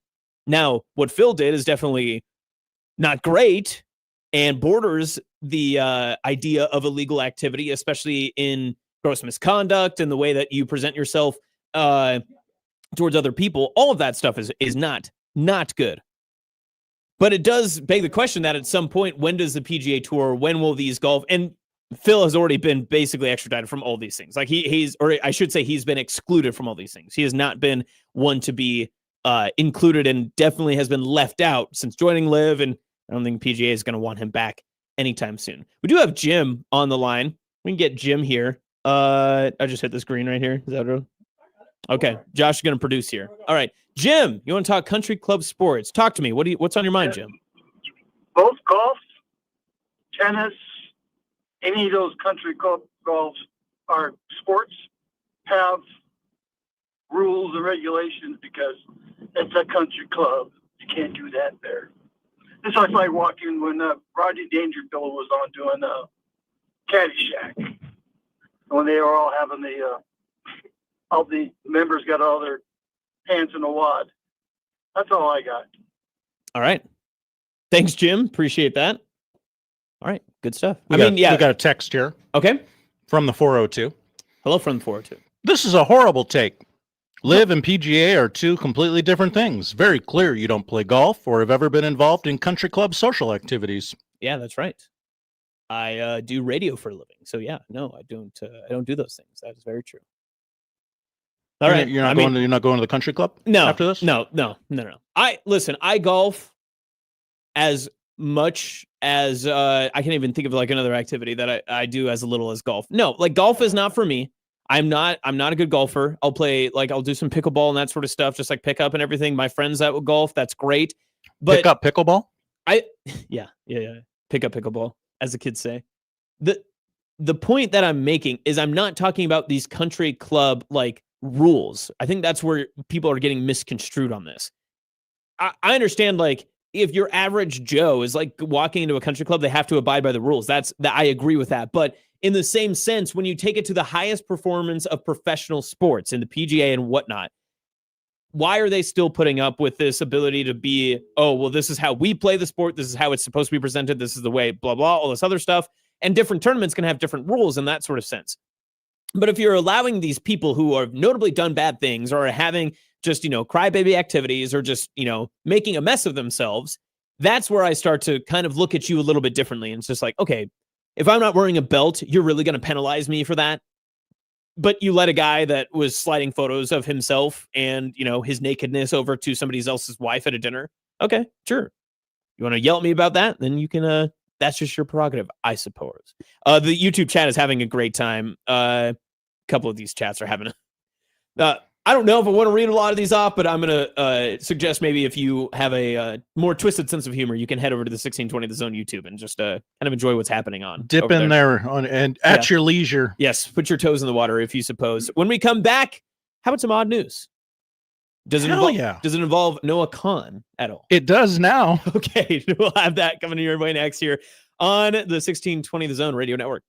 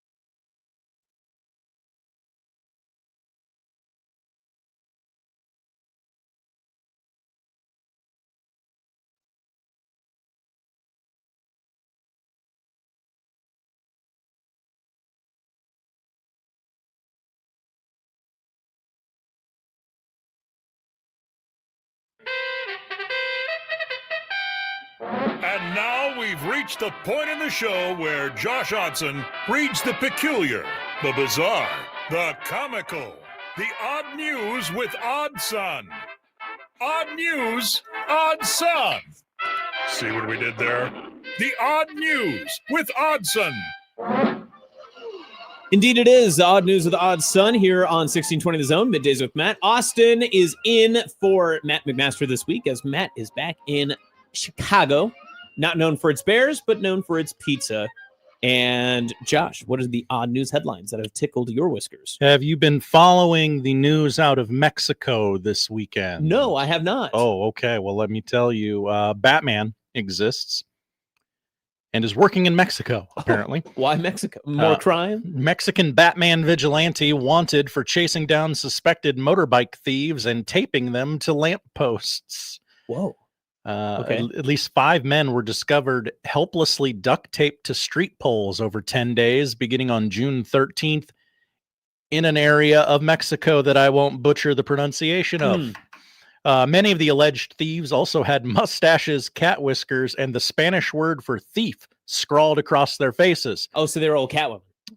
Maybe. Nice. According to several images posted by a Mexican journalist on X, formerly Twitter. Nice. The vigilante, which is referred to as the Batman of Mexico, left the allegedly stolen bikes near the men to show off their crimes. One photo captured 2 men duct taped back to back on a pole with a pink sign above their heads and a bike left in front of them. Police are treating the tied up men as victims and are attempting to catch the vigilante. That feels backwards, but okay. Well, this feels just like Batman. Yeah, the men were able to be cut free from the posts and treated for their injuries. It's unclear if they are being investigated for the alleged thefts. Okay, so I have a few questions. If Hispanic Batman is real, who is his Alfred? And what country of origin is Alfred from? Like, what's adjacent? Oh, okay, because Alfred Pennyworth was British. Yeah, and so that's like American adjacent, right? So what's adjacent to Mexico? Like Panama? Like, is he from Panama or Cuba, maybe? Yeah, Cuba was what I was thinking, yeah. Also an island, so that adds up. Yeah, we have Cuban Alfred. Mexico, not an island. Could just be Matt McMaster. It could. It could be. People forget he's Latin. Yeah, not Italian. That's right. I like that. That was a good one. I like that. Yeah. I want to see how the story unfolds. There's going to be a lot of. He's going to strike again. Yeah. Chance says that Alfredo Pennyworth is from Spain. Nice. Good one, Chance. Yes. The World Cup is going on, and really people are celebrating all over the world. The latest tribute to record goal scorer Lionel Messi has missed the mark, as soccer statues tend to do. Yeah. An 85-foot statue was put up in Argentina to honor the famed soccer player. I will put it on the screen for all of you here in the YouTube stream. Austin, yeah, if you would like to explain to the radio and podcast audience what it is we're looking at. So Lionel Messi is doing his signature celebration where he is on his knees, wide spread, both knees apart, trying to get those hip flexors working. One arm in the air, the other arm and hand over his heart. He is exuding in celebration from his facial features. And of course, the trophy is sitting between his legs, between the shorts, I should say. And just sitting there precariously, just right in between the legs. I actually picked the least sexualized version of this photo that I could find. That's a good move. It looks like he has the World Cup statue as a, It looks like it's the use of the same tool that they have in Everywhere, Everything, All at Once. Yes. Yes. Yeah. His dangling participle is that too. Yes. Looks like the World Cup statue. Not really much more to go on after that. That's just the news, baby. That's just the news. We got to stop making these. We need to stop making sports statues. They never work. Hey, you gotta show me the rough draft. Like, you gotta show me the blueprint. Yeah. for this Or thing. yeah, keep it extremely simple, because no one's ever went up to like the Osborne and Brooke Behringer statue and just been like, "Ooh, that's bad," because it was simple. They said, just put your arm over a shoulder and point. Just do that. That's easy. Here's the photo. Do the photo. Yep, that's it. Maybe we do more of those. Maybe we just, hey, here's what it looks like. Just do that. Just make that. Platcat, I want to thank you for pointing out my own hypocrisy. Didn't realize I was doing that. Odson asking for a rendering. No. Wow. Damn it. Now, would you take that statue with its, uniqueness of the squat, or would you rather have the Cristiano Ronaldo from a few years ago with the melted face? I think the messy one's better. And then finally, in the 2.5 minutes we have left here, you got to help me with this Noah Khan story. Okay, yes. The folk rock singer known for hits, I'm going to use that term loosely, like Stick Season and Northern Attitude, never in my life, asked fans not to poop on the floor in a social media post. Quote, "If you have to poop at a show, please, dear God, just go to the bathroom. I've pooped my pants as much as the next 29-year-old. But you guys got to understand there's a venue worker out there with the 1,000-yard stare after dealing with that. Yeah. I bleep myself on stage in Charlottesville, but that's because I am dedicated to my craft." A nice young lady was at a concert and dropped a deuce in the middle of the stage. Is that what happened here? No, apparently. So she was in the crowd, and I assume like the floor level seating and whatnot. And what I had read from firsthand accounts, and this comes from Reddit and X, the Everything app, it was said that it was not in a bathroom emergency. It was one that she just chose to. So it was not like liquid in form. They were solid, and she was removing them from her orifice and was taking them by the hand and then just basically just discarding them as needed. Oh, yes. So this was completely intentional, according to First Eye reports. Okay. Yeah. And I guess if this is worse, the moral of this story is if you have to go, just go. It's never that important to not go. Right. Yeah. I mean, these venues have good sound systems. Like you can hear the show wherever you are. That is very true. In the building. People forget you can hear the show wherever you go. And also, if you're that big of a fan of an artist, you should know when a song is coming up that you're like, I can miss this next 3 minutes, right? We've all This is been the there. one. This is the one song that okay, whatever. Listen, every single time Nickelback comes up, as soon as I hear it start to slow down a little bit, or they're like, we're gonna play something from our new album, I go, you know what? This is my time. Why don't I go look at the merch stand? Time for some beer. All right, that was some odd news with Odd Sun. Appreciate that, Josh. Great work as always. We will be back coming up in the next hour. We will talk with Marty Cordero, the president and GM of the Omaha Storm Chasers, and I think we'll do some reminiscing here on a professional career. Just coming up with some sad news that came out earlier today. That's next here on Middays with Matt on 1620 The Zone.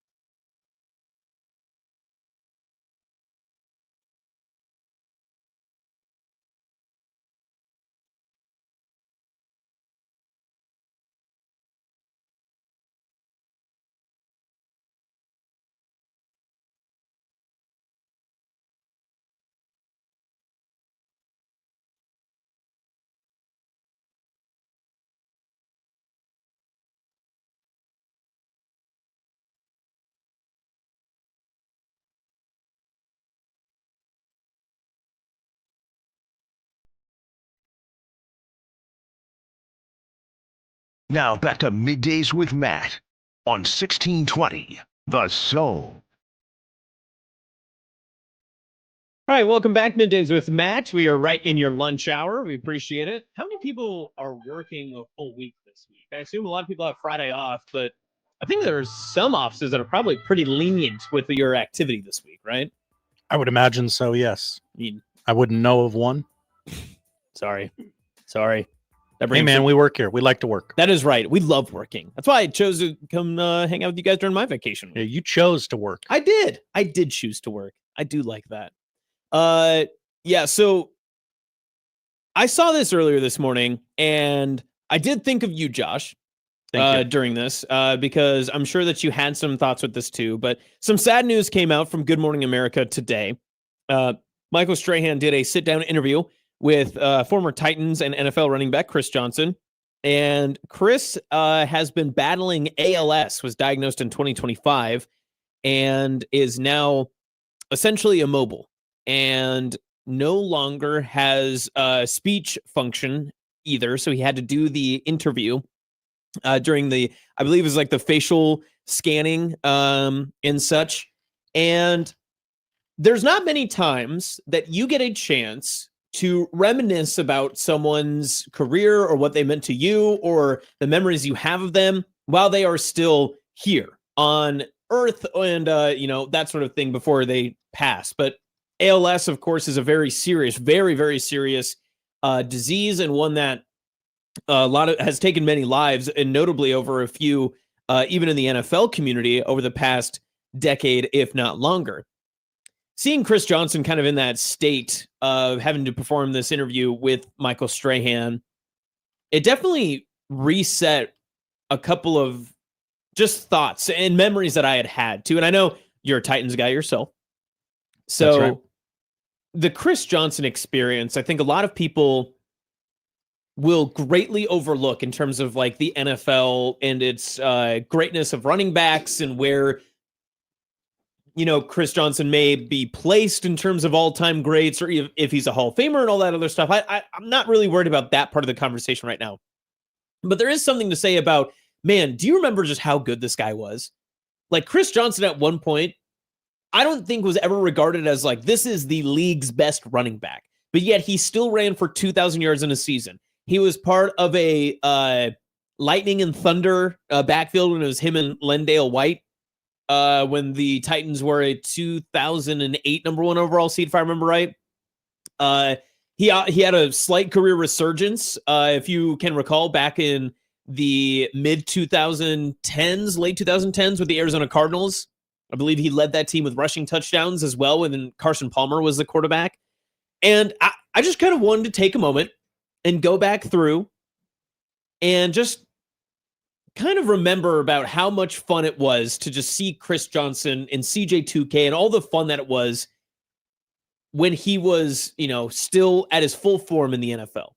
Because truthfully, I don't remember a time when he wasn't making just electrifying plays, or every time that the ball was in his hands that you were like, oh, this guy does not have a chance to, he's always got a chance to score. He's always got the ball in his hands, and he always has a chance to be able to go down the field and make a huge impact. So I don't know if you had seen this morning or what your initial thoughts were on it, but I was just curious of kind of what your recollection of the CJ2K experience was.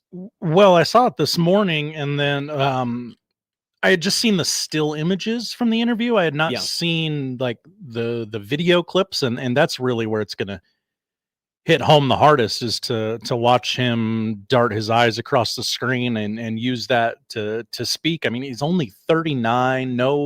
You talked about no family history of ALS. It appears to be quote unquote random, which is how a lot of ALS cases pop up, I guess, from some of the research that I did. I mean, he's former Titan, one of the great nicknames in, I don't know about all of football, but certainly in Tennessee Titans history, CJ2K. What a cool nickname, yes. Right? Like, and arguably it's like a kind of a low-hanging fruit nickname, but still a great nickname. Absolutely. And I remember every year at the NFL Combine, he would always like challenge people to run the 40 Mhm. against him. I don't think he ever actually did it one single time, but people would tout their 40 times, and he had, I think the record at the time, I think it's been since broken. I'm not 100% sure on that, but yeah, he's always like, I could beat any of you young kids at the 40-yard dash anytime you want. And I looked it up. I sort of remember him having like 3 or 4 seasons where he was really, really solid. He started his career with 1, 2, 3, 4, 5, 6 consecutive 1,000-yard seasons. Of course, one of those being a 2,000-yard season. So maybe even a little more prolific than I remember him being. And I'm a Titans fan. And those teams that he was a part of, right? One was the Kerry Collins experience. What an experience. Another was it the Vince Young resurgence that he like came back and led them to the postseason? Was he on one of those teams too? Which year I'm talking about, right? Yeah. Like, okay. The Kenny Britt touchdown. Listen, I'm dropping Titans lore on you like you didn't even think. You are. I wasn't ready for this. This is nice. I do think that exactly what you were saying, that it brings up like a great argument that sometimes we have this problem now, and this isn't necessarily. I think I can diversify this in terms of like, this isn't like the AM radio conversation, right? This isn't like a Happer and Schaefer morning show. This isn't like an unsportsmanlike conduct. It's not a Middays with Matt. This is definitely more of like the digital profile sports fan that would be like, well, he sucked. Like, why are you doing a whole segment on Chris Johnson because he was terrible, blah, blah, all this other stuff. But if he's not one of the best running backs of all time, there's no reason to talk about him, all that other stuff, right? But there is a part of me who just wants to give that level of like love and appreciation to someone who gave us like so much. And someone had commented in here on the YouTube chat, he was your number one fantasy guy for a while. Yeah, I mean, some people may strictly remember Chris Johnson and his ability just to score oodles of points for you. Like some of my favorite Chris Johnson memories that I had was there was a play, and I can't remember which game it was or who it was against, but he split out wide in an empty backfield and nobody covered him. And he just literally threw his hand up, and whoever the quarterback was just threw him like a straight dart. That was like an 80-yard touchdown pass. And it was like, how do you forget? And I remember Gus Johnson's call was like, how do you forget where that guy is? Like Chris Johnson was just like that.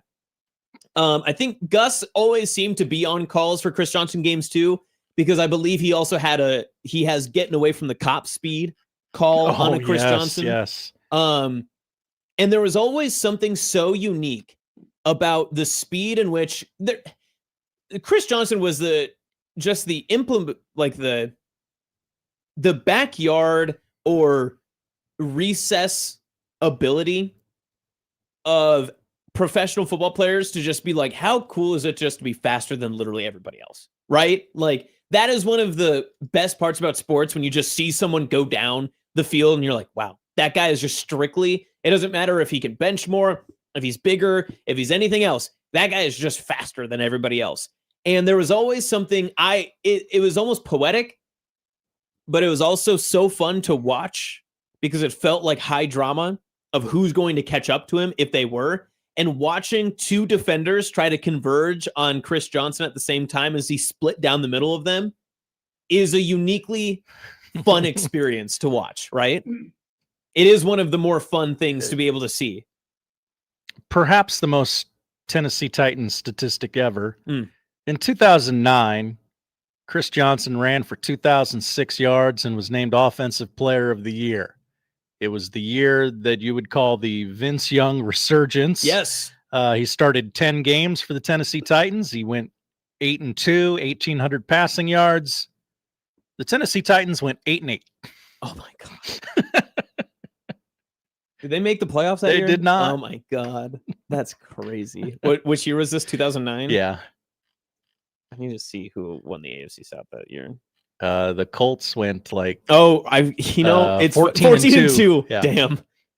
That was a good AFC South year. 14-2 Colts, 9-7 Texans, 8-8 Titans, and the 7-9 Jaguars. That's a crazy good division. That year, the Tennessee Titans started 0-6, had a bye. Yep. And then went, what would this be, 8-2 down the stretch? That's incredible. That is absolutely incredible. Here were your playoff teams that year. The New England Patriots at 10-6. This would be the Castle year, without Tom Brady because of the ACL. People forget. The New York Jets made the postseason that year as well, 9-7. The Cincinnati Bengals won the AFC North. The Baltimore Ravens were 9-7 as well. The Colts went 14-2, and the San Diego Chargers went 13-3. I'm guessing the Chargers lost in the first round of that postseason because that seems to be a Chargers thing to do. Great take, Aust. Yes, so the Chargers lost to the Jets in the AFC divisional round. Yeah, that was the Mark Sanchez Jets that went to then Qualcomm Stadium in the San Diego Chargers. People forget about the Qualcomm Stadium, San Diego Chargers. You remember all the flags that they had like around? Yeah. They had every single team's flag around I there. do. Is Qualcomm Stadium still up? Is it still standing, you think? I guess that's where they play the Poinsettia Bowl, the maybe the Holiday Bowl. Oh, good. Yeah, good point. Didn't forget about that. Is Qualcomm even a company anymore? Oh, the Padres used to play there? Sure. Oh, San Diego State plays there now. Do they really? Oh, never mind. They No. played there through the 2019 season. It's never been more over for them. Oh, sale and demolition part of the wiki. Dang. Oh, listen to this. One of the last big moments Qualcomm Stadium had, they hosted a Beyonce and Jay-Z concert. Hell yeah. On the Run 2 tour. It also featured DJ Khaled. Wow. What a Another performance. one. Good for Qualcomm Stadium. Yeah. Whoa. Okay. In 2016, Beyonce and DJ Khaled played Qualcomm Stadium. Maybe Beyonce just loves Qualcomm Stadium. And DJ Khaled. Wow. This was the year that ended in the New Orleans Saints Super Bowl, by the way. Wow. Look at that. Reminiscing because of Chris Johnson. So I guess we can have a fun little exercise as we buy it some time waiting for Marty Cordero here in just a second. But it Chris Johnson is above that layer of like when you're just naming dudes with your friends, right? I know you're probably past this experience. Maybe you'll get to do it again at some point. No, I work at 1620 The Zone. We're always naming dudes. Well, I was going to say a more specific example, like when you're on a bachelor party or something. This happened to me every bachelor party I've ever been on, where if the bachelor himself is like very invested into a lot of sports and like not just like, oh, I just watch things and I just like want the Huskers to do good. Like if he's actually like really, really into some sports, you can name a couple of you can go down the list of just guys naming dudes. I think Chris Johnson is above that layer of like you're trying to impress your friends with like a guy that like mine that I always go for. If you want some ball knowledge here, Josh, please. Jason Avant. I always go Jason Avant. Okay. Eagles receiver who led the NFL in first down receptions on third down for 3 straight seasons. People forget about Jason Avant. You want to name some dudes right now? Oh gosh. I mean, we already did Kenny Britt and Vince Young, so we've already got those guys out of the way. Ted Ginn Jr. Oh, former Panther. I like that. Former Panther. There you go. People always remember him for the Panthers. Absolutely. That guy would drop the most ridiculous easy pass in the world and then make an absolutely insane, ridiculous, like one-handed catch in the back line for no reason. He could make the tough ones. Yeah. He could make the tough ones indeed. Let me think. Is Darren Sproles too high? Is that too much? Probably, but like it's fun. Okay. What if I go Mike Tolbert? Is that better? Ooh, that is better. Okay, Mike Tolbert. Yeah. Guys naming dudes. Wow. Oh, Chance goes Jock Bell. That's a good one. Jock Bell's a good pull. You go a lot of those Saints running backs. You could probably get away with a couple of them. Yeah, there's probably a long line of guys you thought were going to pan out in that position for the Saints. And just didn't. Yeah. Yeah. And unfortunately for you, because you're in the same boat that I am, that this whole Chris Johnson conversation and everything that we're talking about is the same boat that I have with like remembering Panthers greats. I'm like, man, this guy was really good. But then people are like, well, it's the Panthers. How good could they be? All right, man. I'm sorry. Just a fan of my favorite team. It's not all about wins and losses, guys. Yeah, there's a lot of losses, but it's fine. It's not my fault. CJ2K, definitely one to remember. I love the nickname. I thought he was fantastic in all that sense. And I'm just really sad to kind of see, like you had mentioned today, when you see like the still photos and you see just, I found it very interesting too. And I know our technology has grown so much too, but I remember seeing like the Steve Gleason interviews that they have done over time. Mm-hmm. And even when they bring it back and they talk about like his blocked punt in the Superdome and all those sort of memories that they've had. Chris Johnson's voice is his like computer. I found that very interesting. That in the interview, it still sounds like Chris Johnson. And I only watched about like a couple of minutes of it because it did make me very, very sad. And I just wanted to get what I needed out of the gist of that interview. But yeah, I definitely felt it was definitely interesting just to hear how far our technology, I guess, has gotten that it can replicate his voice and keep his tenor while he is still unable to produce speech himself. Very oddly fascinating aspect of that is the tech, and then you sort of kind of I am just now finding out about this now along with the rest of the world. It would appear as though it's relatively advanced. It normally this type of thing, like, hey everybody, just want you to know I've been diagnosed with ALS. It's something I'm going to go through some changes, just wanted everybody to know.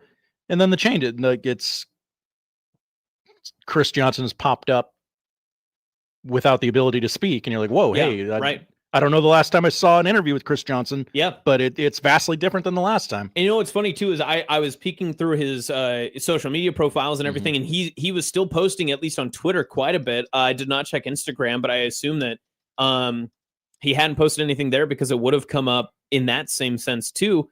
But yeah, it is just, he was diagnosed in 2025. He noticed that his right hand started to lose its ability to grip, and then from there, he went and got checked out, where he was then diagnosed with ALS. And as TC says in the chat here, thank you for the help. He was able to record his voice shortly after his diagnosis, so that is where you get his voice in the devices that help him speak. And there's something about, like, ALS just takes so much from you, right? Like, he is using a device to have him speak. He has what looks to be like a little bit of motor function where he's not completely immobile, but essentially he is unable to walk, unable to raise his arms, that sort of stuff. But there is something so poignant about the fact that ALS took so much from him, and he was such a prolific athlete. And you look back on like what he was, right? And the player that he was, and the way that he played, and the style, and all that sort of stuff too.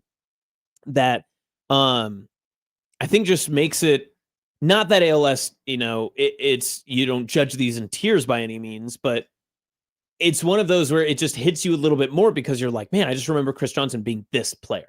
I remember they did the in-season, I want to make sure, I'm going to Google this to make sure that I get it right, but they did the in-season Cardinals, like Amazon Prime, HBO Hard Knocks, essentially is kind of the same thing. Do you remember that? Yes, and I do. That was, I believe that was the same season that Larry Fitzgerald had his game winner against the Green Bay Packers in the wild card playoffs that year. But Chris Johnson went through that season when he had, I believe he was in a drive-by shooting earlier that year and had been shot, and then played later that season. Almost like Ricky Pearsall was this past year, right? Yeah. And I remember them telling, I think he still had like the bullet in him, or he has like the bullet scar or whatever. But even like that sense, it's like, man, how much more can this guy overcome? Like, he had, kind of some down years. He went to the Jets. He wasn't the player that he was anymore. And then he goes to the Cardinals and, leads that team in rushing, becomes one of the key factors and pieces of a team that makes a slight run when they looked like they were kind of a disheveled franchise for there a few years after the Kurt Warner years.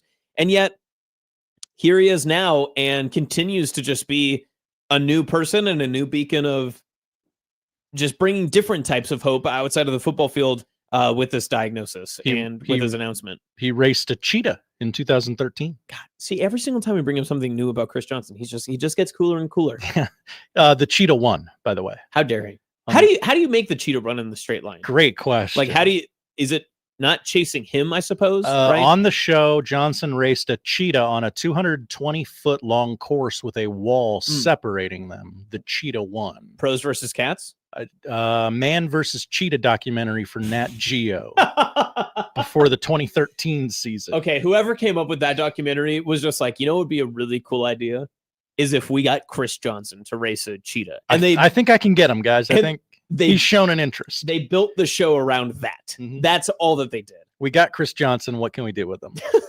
Why not? So yeah, Chris Johnson, if you need to know more, Good Morning America had that interview, and then many articles, of course, have come out since then. And actually, our next guest has done a lot of work with ALS charities, so he might be a source of knowledge to tap into on There this. we go. Okay, more to know. We'll definitely ask Marty Cordero about that, as the president and GM of the Omaha Storm Chasers will join us here in just a little bit here on Middays with Matt here on the 1620 The Zone Radio Network.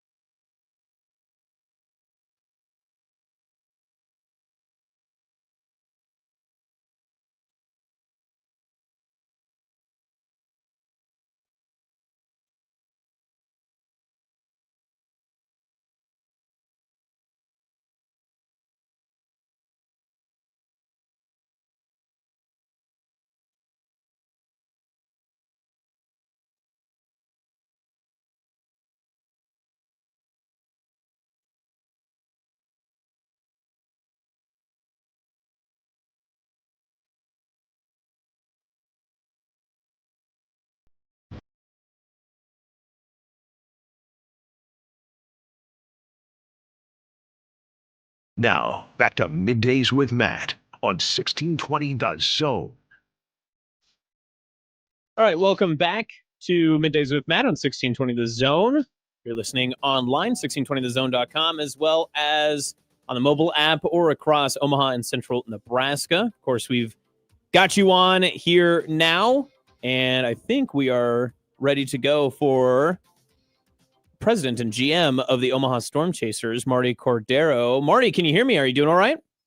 Loud and clear. How's it going today? It's going great, Marty. We appreciate your time as always. First and foremost, what a weekend you guys had for the Storm Chasers. I mean, are you fully recovered? Not only the heat that came on Sunday, but it looked like some pretty decent baseball that you guys had going on. Yeah, it was a good week for the Chasers. Unfortunately, we let that lead slip away. We're trying to win four out of 6, but we ended up splitting with Columbus. So the team is off to a pretty good start for the second half. And yeah, a lot of great promotions last week, led by Cancer Awareness. Really meaningful night on Saturday. And then we had a Peppa Pig a sighting here at the ballpark for Kids Night on Saturday night. And then yesterday, you're right, we had a promotion called Extreme Heat. So it got warm pretty quickly, but still had a pretty good crowd to close it out, a 6-game homestand off today. And then we start another 6-game homestand tomorrow. So it's our 1 12-game home stretch of the year. And we're really excited. It's going to culminate with, America 250 with our Freedom Weekend celebration. Well, and Marty, I should tell you, congratulations, Prez, your 5 millionth Storm Chasers fan through the gates of Warner Park this weekend as well. When did you start to get the notes that you were getting close to 5 mil? Yeah, going into the season, we keep up with these things, and the next milestone will be 6 million overall fans relative to special events and Storm Chasers. That'll be sometime later this season, but celebrating the very specific Storm Chasers fans games attended is important and meaningful. And when Ryder came through the door yesterday, he was a little startled, or a lot startled, and it was pretty cool to have a young man from right here in Omaha. He'll be a sophomore. He's a football player at Millard North.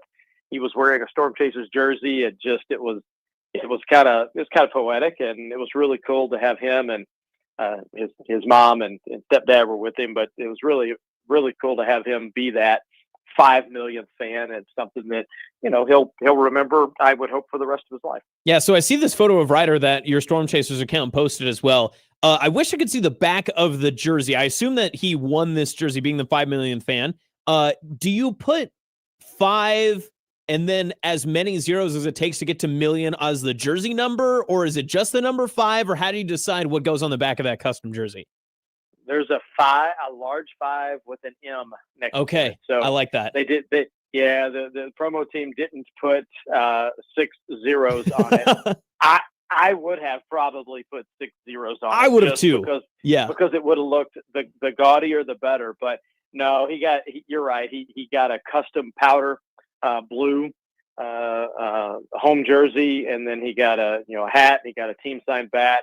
He got a number of prizes from a number of our sponsors, and then he got a night in a suite courtesy of Warner Enterprises, our naming rights partner, and he got a mini ticket package for the rest of the year. So yeah, he's going to be baseballed out as he heads toward fall football camp for Millard North. No, I love that. That's fantastic. Now, I'm on the same train. I don't know who you need to pass it to for the marketing department or whatever, but I am for the 6 zeros when we get to the 6 millionth fan to pass through Warner Park. I think that maybe just make it as large numbers as possible to fill up as much of the back as you can, because then they'll feel extra important knowing that they hit the 6 million mark. I agree with that. All right. So, Marty, I'm curious, how do you decide what markers are the most important to celebrate these fan accomplishments? Because 5 million fans at Warner Park for Omaha Storm Chasers that's a big deal, right? And you don't get very many chances to do this, because obviously you got to get 1 million people to walk through your doors, and it requires a great deal of fan appreciation, the marketing, everything to get that many people to come through over time. How do you decide what is like the appropriate thing to either give away or when is the right number? Like, have you decided that it's every million, or do you hit other landmarks? How does that look for you and your Storm Chasers group? We've done the million level from a standpoint of Storm Chasers history, meaning since 2011. So 1, 2, 3, 4, 5, and 6, obviously, as you mentioned, would be next. I would tell you, we have in the past, from time to time, done 15th million or 16th million fan in franchise history that dates back to 1969. But I do feel if you're celebrating too many different milestones, they lose a little bit of the pizzazz.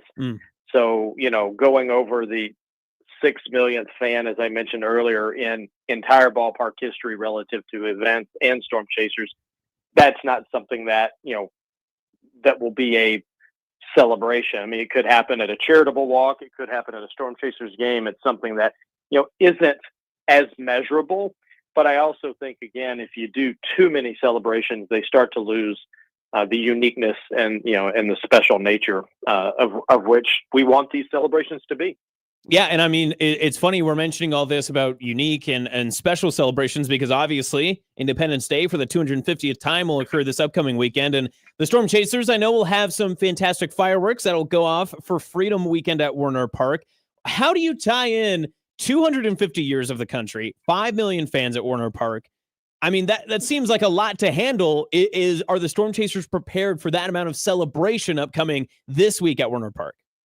Absolutely. Yeah. This will be the 58th year that we've celebrated our country's independence. It's our 58th year of the franchise. Even in 2020, when we didn't have a minor league season, we worked with Joe Siwa and the Corn Belt League, and we had a couple of summer wooden bat games out here and then shot fireworks that year. So, this is something that is an annual celebration that we will always continue.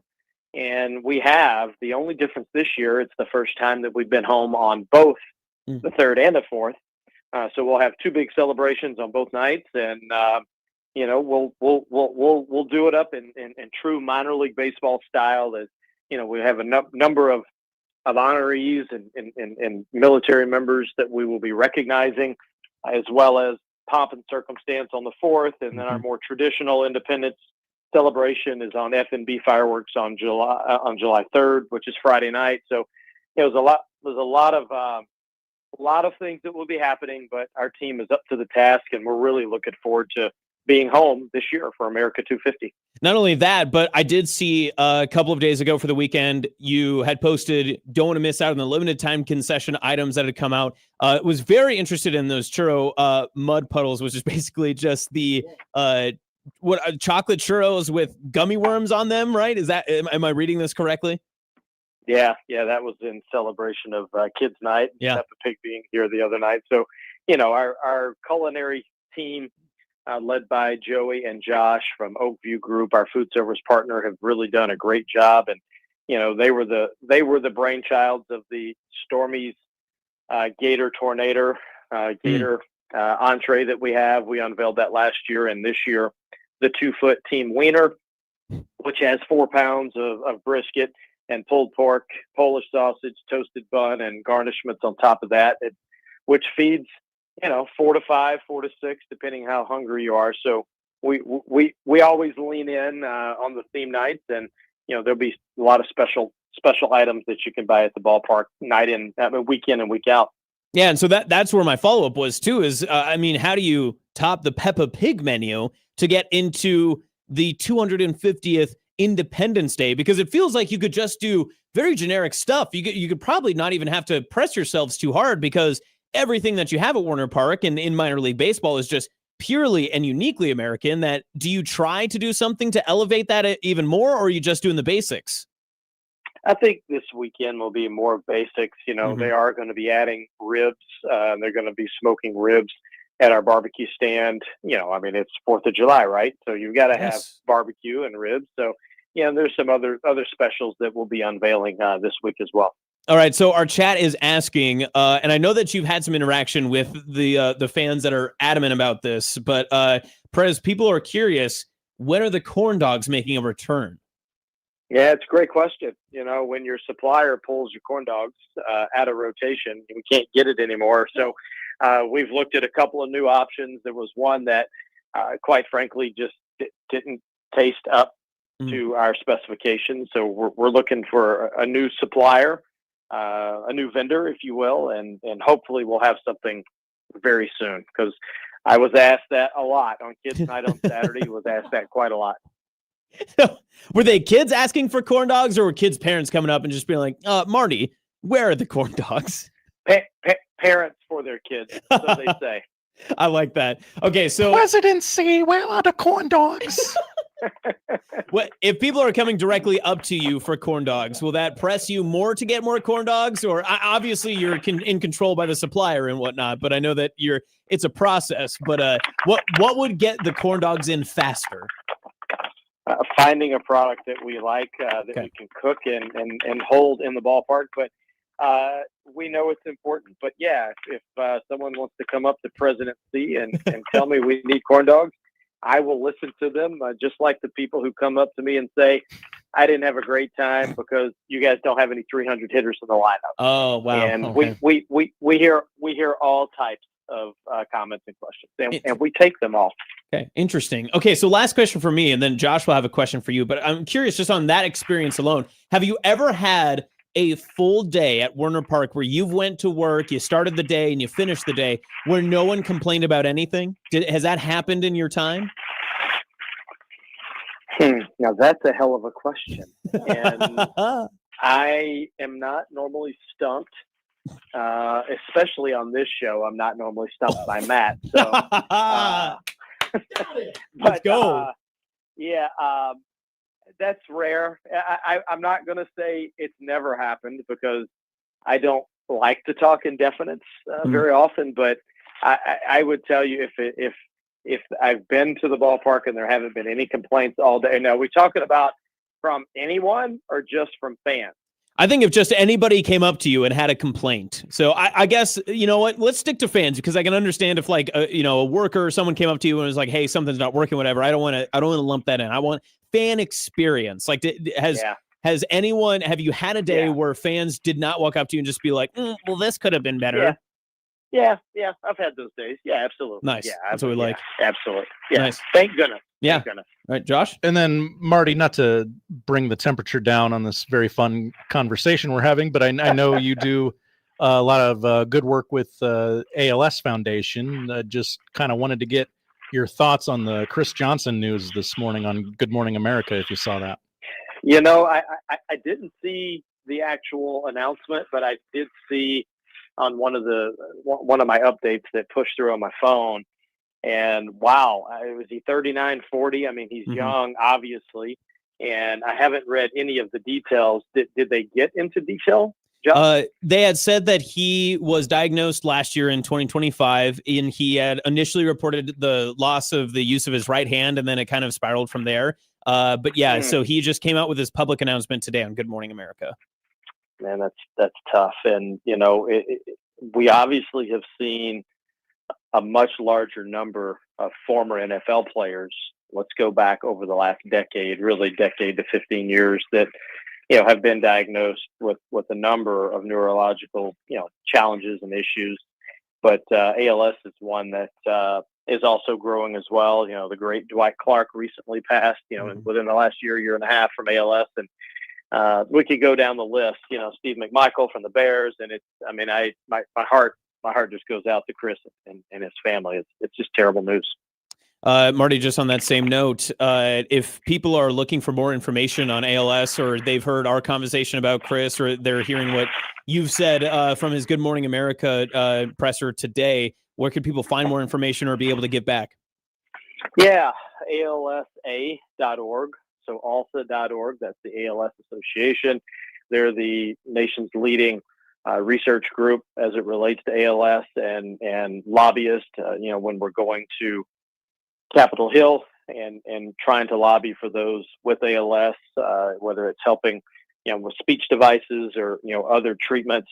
And, if you've served in the military, depending on where you served, you can be twice as likely as the general public that have not served in the military to potentially be stricken with ALS. So, as we're talking about America 250 and military and those that continue to fight for our freedoms, that's something that a lot of people don't know as well. So, yeah, it's an important cause. It's one that's been close to me and my heart. So, yes, alsa.org, alsa.org, if you want to learn more about it, or shoot me an email. I'd love to introduce you to the local ALS chapter. All right, Prez, we appreciate all the work you do for the Omaha community and beyond. Enjoy your 4th of July weekend at Warner Park, and we look forward to seeing all those great fireworks and great celebrations happening with the Storm Chasers. Absolutely. And if people are old school, 402-738-5100. That's the ticket line. I've had a number of people text me today and yesterday, do we still have tickets available? We do. And I was not a smart aleck and said, go online. So I'm going to say, call the ticket office if you want to be old school and buy tickets, and 738-5100. But hope to see you guys at the park soon as well. Thanks for having me on. Absolutely. Appreciate it, Prez. That was Marty Cordero of the Omaha Storm Chasers, president and GM, joining us today on Middays with Matt. The show will continue on here next, as it's time to set some real expectations for the United States men's national team. And if you've never heard of them, well, you're not American. We'll chat about that next, coming up on 1620 The Zone.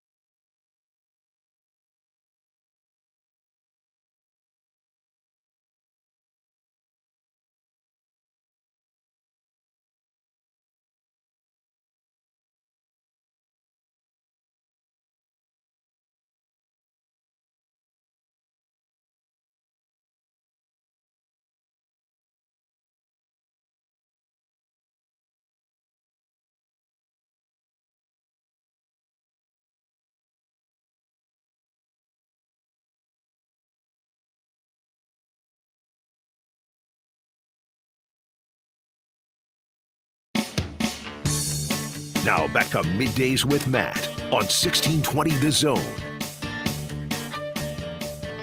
Welcome back, 1620 The Zone. I'm Austin Jacobsen in for Matt McMaster this week on Middays with Matt. That is producer Josh hanging out with us. Hiya. How you Per doing? usual. He told me not big 4th of July plans. But that could change, couldn't it? It could. Maybe we go out to Werner Park. I hear there are tickets available. There are tickets available. I'm sure you could make one phone call and have some tickets for you. The That'd be ticket good. office, yes. Yeah. What are your plans for Wednesday night? You settling in? Got some big plans for the United States in the knockout round? I'm going to watch. Okay, that's it? In my basement. Okay. Where very it's nice. cool and quiet. You know, sometimes I've noticed over the past few weeks, especially, including prior to the College World Series, that you would go out to some movies during some prime sports events. Is the World Cup a premier sporting event for you? You are not going to go elect to do a different activity during that time? Knockout stage on a Wednesday night. No, I'll be at home. Okay, interesting. Okay. So the knockout stage is important to you then, is what you're saying. It's critical. Yes. Okay. More so than pool play. Okay, fair. So you would have missed a pool play game, but knockout stage you're here for. I would have been willing to. I don't think I did, actually. Okay. It is 7 o'clock this Wednesday on Fox if you choose to watch USA versus Bosnia and Herzegovina. That was better, right? Yeah. Feel good about that. B&H. It is the knockout round, and the round of 16 will follow on Monday. The United States will play the winner of Belgium and Senegal should the United States move on against B&H, and then the quarterfinals would be Friday the 10th, semifinals Tuesday, July 14th, and then the finals Sunday, July 19th. Probably don't have to worry about some of those rounds. Wow, this guy. What? Wow, that's a great segue into what we are talking about here. What are the real expectations for what we think the United States men's national team will bring to now the knockout round and beyond? That is kind of the more interesting part of where the United States sits in terms of a pretty good, but not perfect pool play and group play. But yet they performed admirably well in the first two contests and performed in such a way that I think a lot of people bought in on that the U.S. might actually be one of the teams to be watching for. Not necessarily the team to beat, but one of the teams that could make maybe a run at it. Is that still how we feel going in to what is now the knockout round and then from here on out?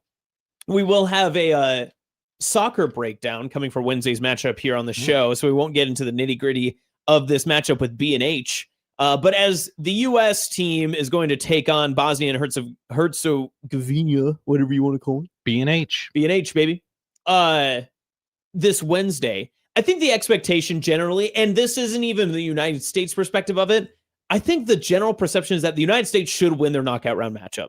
That is the vibe that I'm getting. That's kind of the general detail that I'm kind of understanding from the World Cup fan base, from the analysts that you see on the networks, and from what I have been able to gather and read online. Now, from there, things get a little more interesting. In the round of 16, the United States would play Belgium or Senegal, and then Senegal. Were you a big Senegal guy? Or Steven, is that your... Just rooting for the upset, for the bracket, for America. Oh, so you want Senegal to beat Belgium. I thought you meant you were rooting for Senegal into the round of 16. Would you ever root against the United States? No. Okay, good to know. Should the United States get past that round of 16 as well, let's say Senegal wins and the United States move forward into the quarterfinals, they would take on the winner of Spain and Austria or Portugal and Croatia. Go Croatia.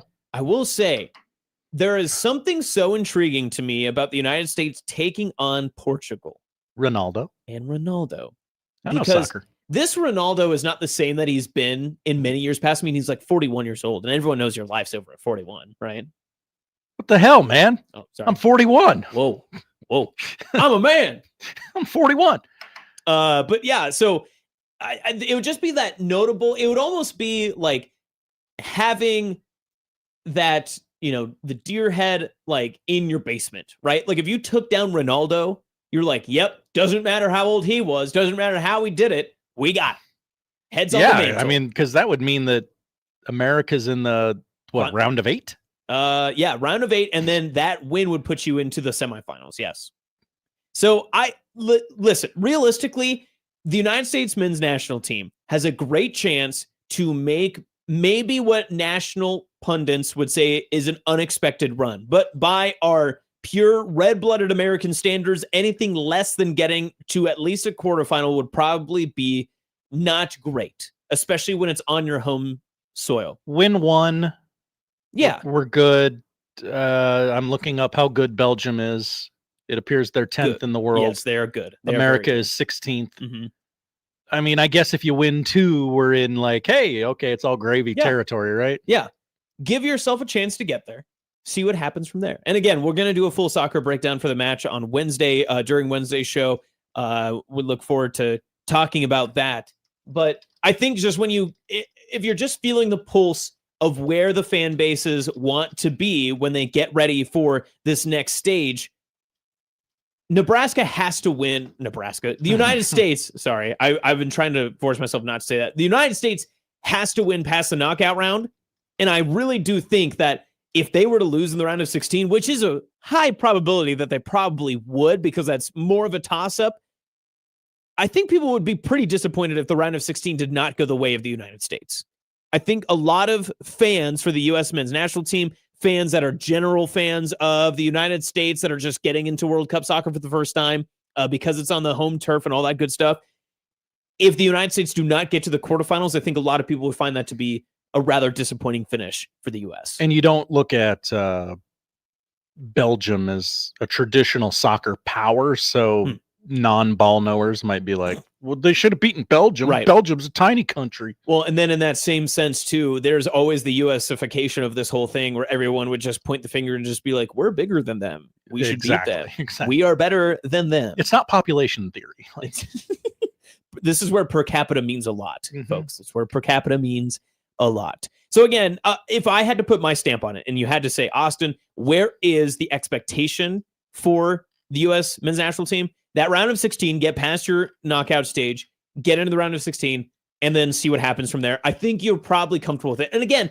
a lot of people are judging this run off of what has been this run so far in group play and what they will do in their first round game, but not based off of what the story is going from the past World Cup to where it is now. That's what I think is more, if you understand that expectation of story, that yes, there were high, lofty expectations. They were not playing up to snuff. They've had coaching changes. They have been performing terribly coming into the World Cup on the national stage and the international stage as well. Them getting to a round of 16 is excellent for them coming up. All right, we're going to take a quick break here and get ready for, how about a dive back into the time capsule of football takes for Nebraska football. Looking forward to that. And we'll also have Robin Washut coming up later in the 1 o'clock hour. That's next right here on Middays with Matt on 1620 The Zone.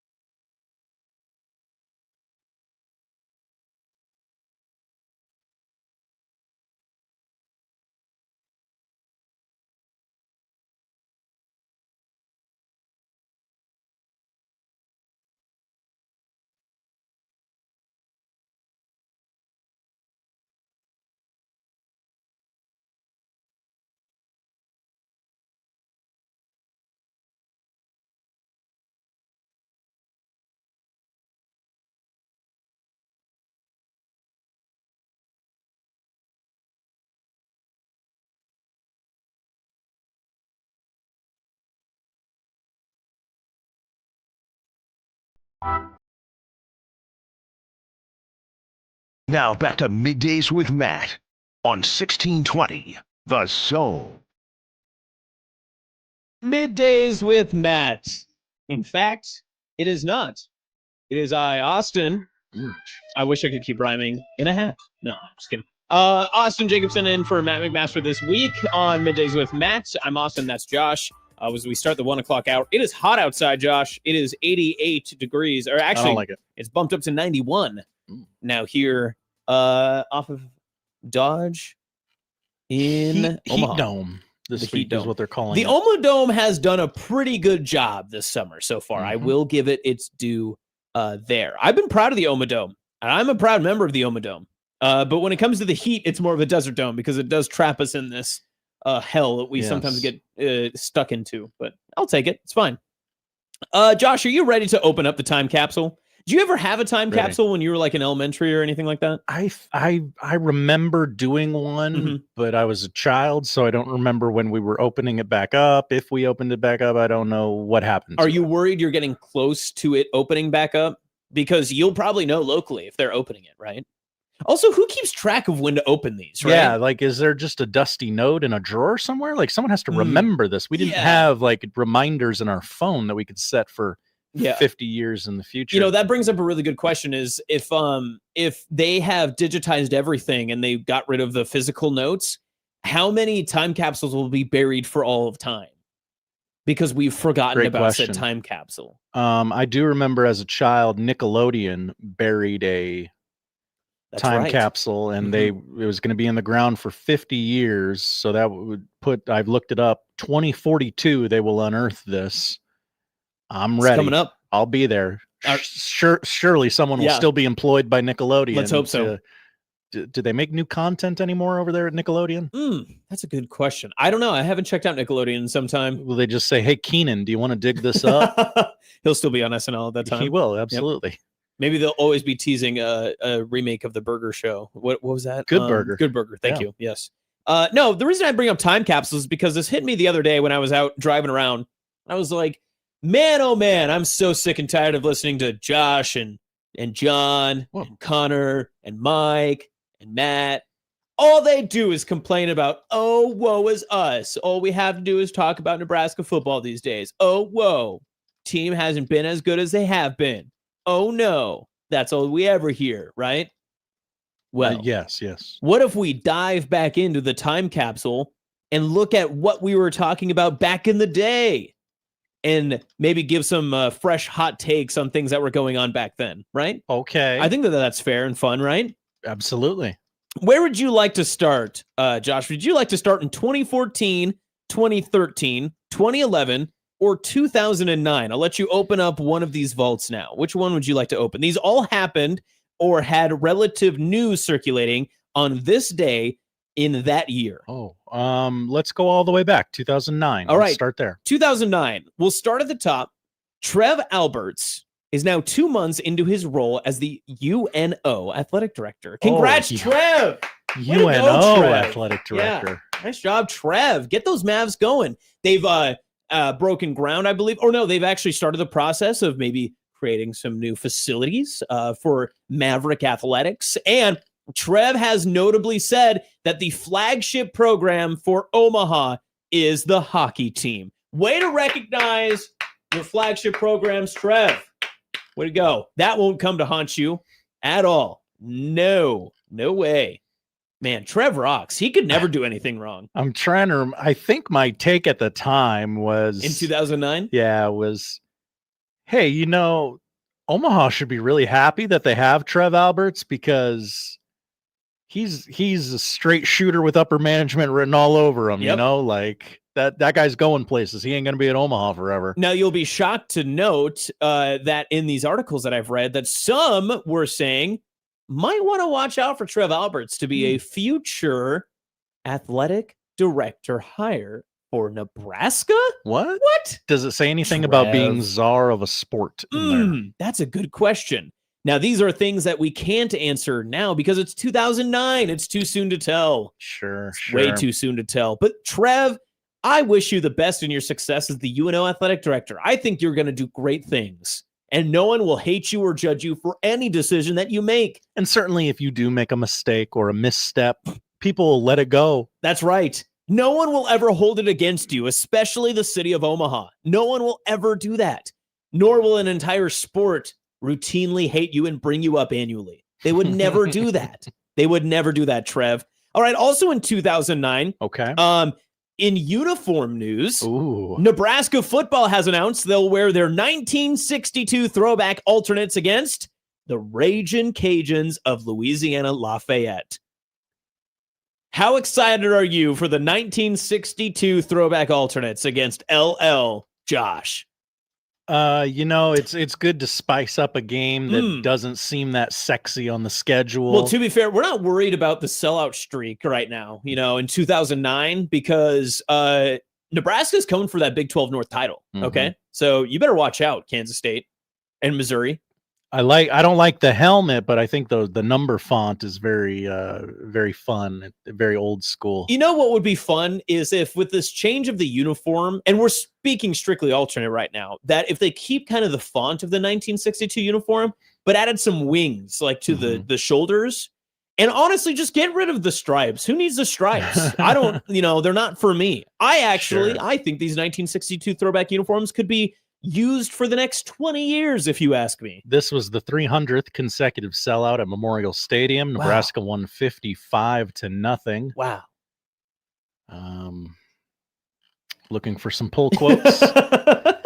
This appears to be a Nebraska team that is gaining momentum, and the defense is the reason. Tom Chattel. Thank you, Tom.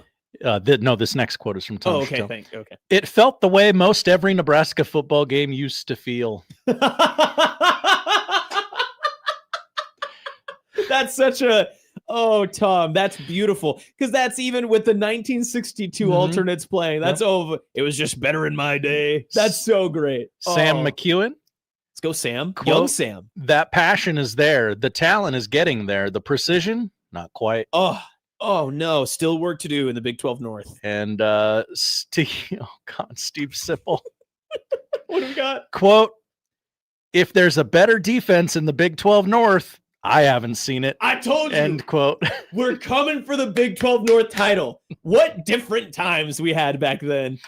We were just worried about winning divisions. You wouldn't understand. You wouldn't get what we're talking about today. This game was on FSN pay-per-view. Let's go. Let's go. That rocks. Husker Max, thank you for the work that you do. My goodness. Incredible stuff. Yeah. Okay, moving on to 2011. Nebraska's 2 days away from joining the Big Ten. If you remember, on July 1st of that year, they did a 24 hours of Nebraska football's greatest moments on Big Ten Network. That was electric. I remember I was in my cousin's basement in Broken Bow, Nebraska, and I watched that entire 24-hour run. So I was like, this is the only way I can consume this media. Sure. In 2013, on this day, the BCS is officially dead, and the 4-team college football playoff was officially created. Oh, how fun. If you would have asked me when the college football playoff started, I would not have said 2013. I felt like it was a lot more recent than that, but that just goes to show how old the college football playoff is and how bad my memory is on relating it back to my childhood. I thought the BCS was on forever. But obviously the college football playoff did not start for a few more years. But the first or the final iteration of the BCS, I think, was 2015 or 16, somewhere around there. This is the last one I wanted to get into to open up our time capsule. Okay. Ticket prices and concessions saw an increase under the athletic administration in 2014, Josh. Can you believe it? Under Trev Alberts? In 2014, the cost of a seat per game was $56, about $392 per season for the cost of just your seat. And concessions at the time were $3 for a bottle of water, $4 for Runza, and $4 for Valentino's. Let's go back to all of that. Now, fans were outraged. You'll be shocked to hear that their prices were getting absurd. Many fans were critiquing the athletic department, saying, how greedy can you be? We're not Cowboys fans. We can't afford these things. These sound like quotes you're reading from people. They might be. We're not Cowboys fans? What the hell does that mean? Nowadays, $420 for the season per Huskers.com for 2026 would be about $60 cost of seat per game. I don't know a single person who's buying a Nebraska football seat in any part of that stadium for only $60. Yeah. Seems insane. But if the Huskers.com says it, show. Concessions now, outside of all the ridiculousness that comes with the barbecue nachos and, the burnt chicken sandwiches and whatnot, are $3.75 waters, $7 runzos, and $7 Valentinos. That's about a $3 increase on each of the primary items and a 75-cent raise on waters, not including the inclusion of beer. Beer. Could you imagine beer being sold in that Memorial Stadium? Oh, what I would do to transport myself to 2014 and tell them, just wait, in 12 years, you'll have a beer. That'd be electric. Not while Tom's still walking this earth. No way. He's just thinking about what Trev's doing in Omaha right now. I wonder what Tom Osborne is thinking about Trev 2014. Yeah, that 5-year difference for Trev is sure a lot happened in that 5 years. There's a lot that happened from 2009 to 2014 for old Trev. I'm sure he's doing just fine. We haven't had like a Trev watch in some time. We need to check in on Trev. Maybe we could do that this week. Yeah, Texas A&M, are they still mad at Trev? I might just like hit up a message board and just ask. Might start an account and everything. Just be like, are we still mad at Trev? Is that a good bit idea? Actually, yes, I think it is. Are we still? Hold on. I'm gonna find out. I remember the name of theirs. What is Texags? That's right. Oh, Texags. Yeah, that's their big forum. How come I looked up top Texas A&M and then the top search is sororities? Why is that? Hello. So it's what is it? Texags. Okay. Texags. Oh, perfect. Yeah. I'm going to create an account on this and I'm going to just spam it with are we still mad at Trev and find out. We'll report back when we can. Wow, there's a lot going on in texags.com/forums. There's a lot happening here. Where do I put it? Under Texas A&M football, probably? That's where I'm at right now. And I Control F looked for Trev and nothing was there. I can't put it under golf. Wow, the golf page is insanely active. Is the Aggie golf message board? I guess popping? Aggie golf message boards are just popping. You learn something new every day. So is soccer. Soccer's was active 5 minutes ago. Not women's basketball hasn't had a post in 2 days. Sad. It's very tough.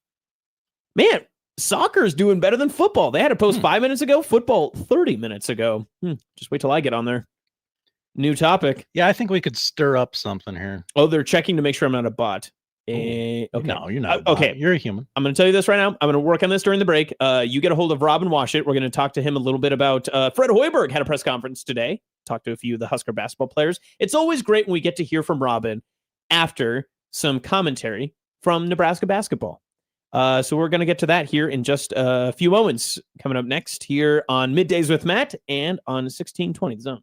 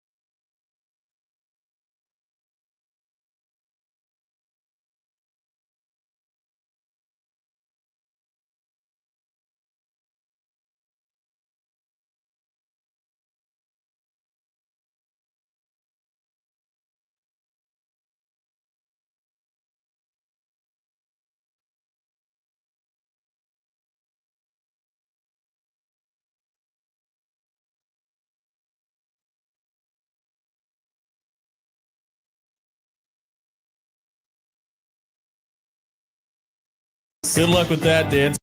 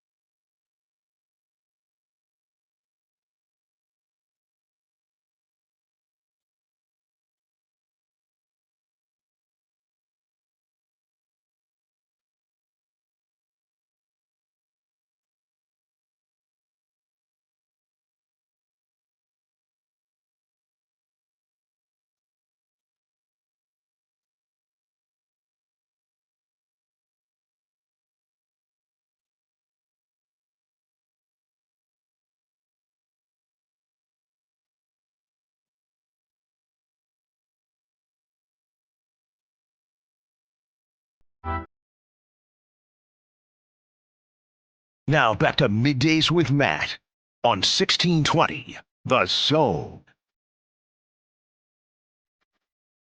right, welcome back. Middays with Matt. Matt is out this week. We have posted to the Tex Ags forum boards. We have 18 views so far to update that. We're up to 25 now. No comments yet. Okay. But we're trying to get to the bottom if we're still mad at Trev Alpert. So we will figure that out. Just trying to get the pulse of Aggie Nation. The pulse. Our finger is on the pulse of Aggie Nation. So yeah, I'm looking forward to seeing what could possibly come from that too. Robin Washut, we're efforting to see if he will have some time with us today. Just wrapping up the Nebraska basketball press conferences from earlier today.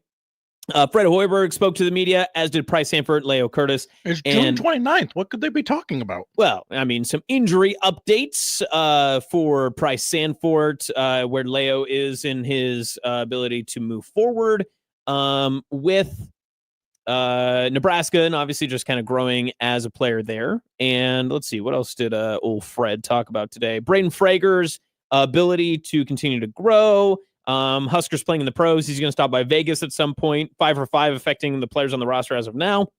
He even touched a little bit on Dusty May, moving to Dallas. So some interesting stuff coming from Fred Hoiberg. And if we get a chance to catch up with Robin Washut, we will try our best to see if we can hang out with our friend here in just a bit and see what we can get from him. But again, more stuff. Obviously, you can check it all out online. That's the Fred Hoiberg and Price Sanford, Leo Curtis, and the newcomer Taj also in for more commentary coming online with Nebraska basketball's press conferences on, as you mentioned, June 29th. Is June 29th, is this like a media requirement, or I guess I don't know how that works. I should know. I could probably text someone from my job and figure this out.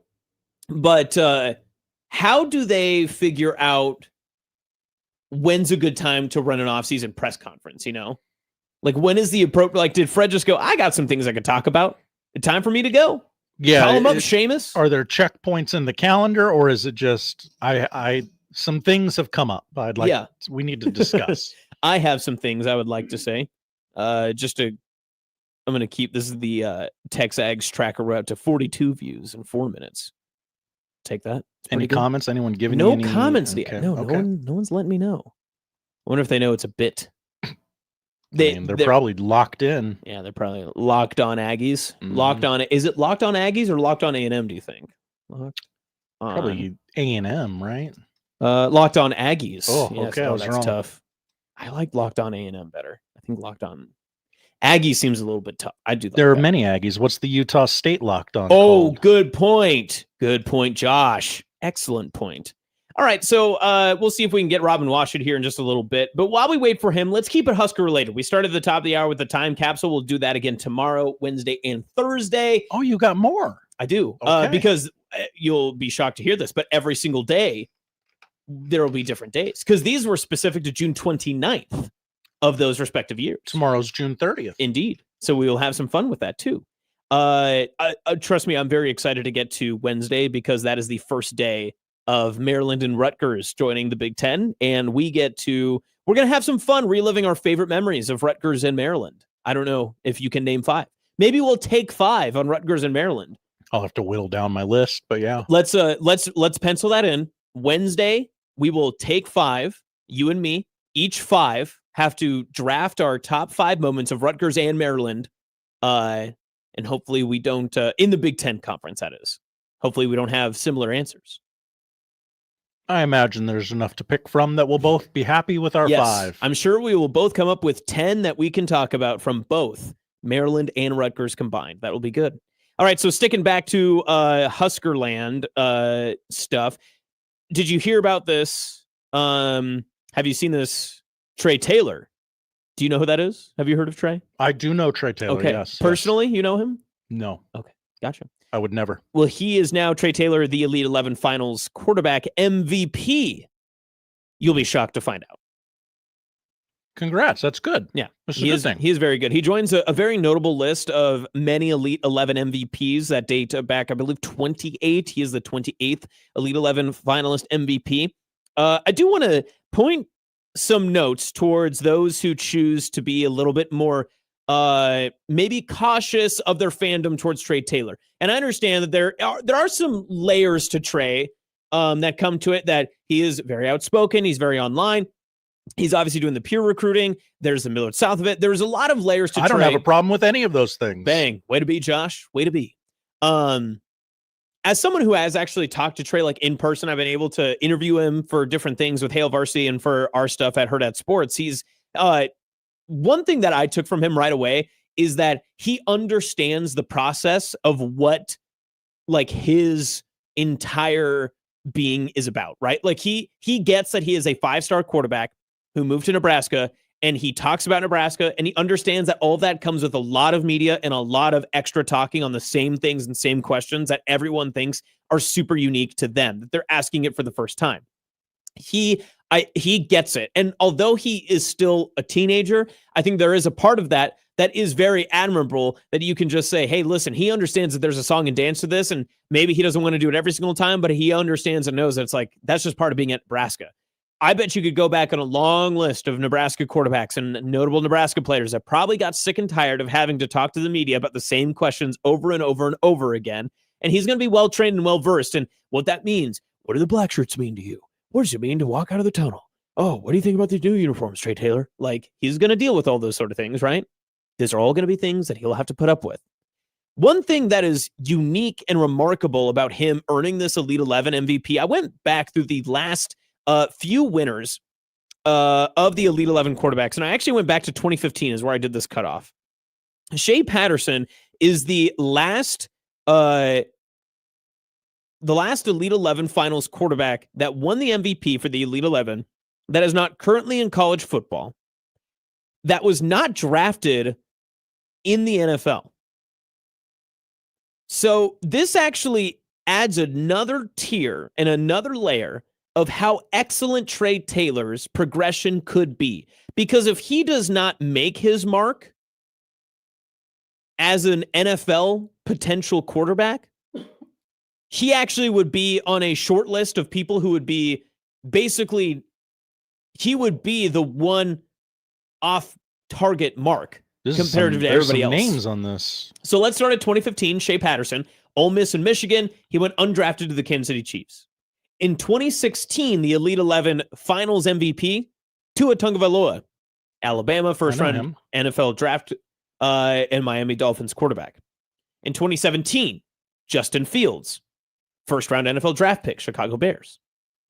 2018, Spencer Rattler, fifth-round NFL draft pick, New Orleans Saints.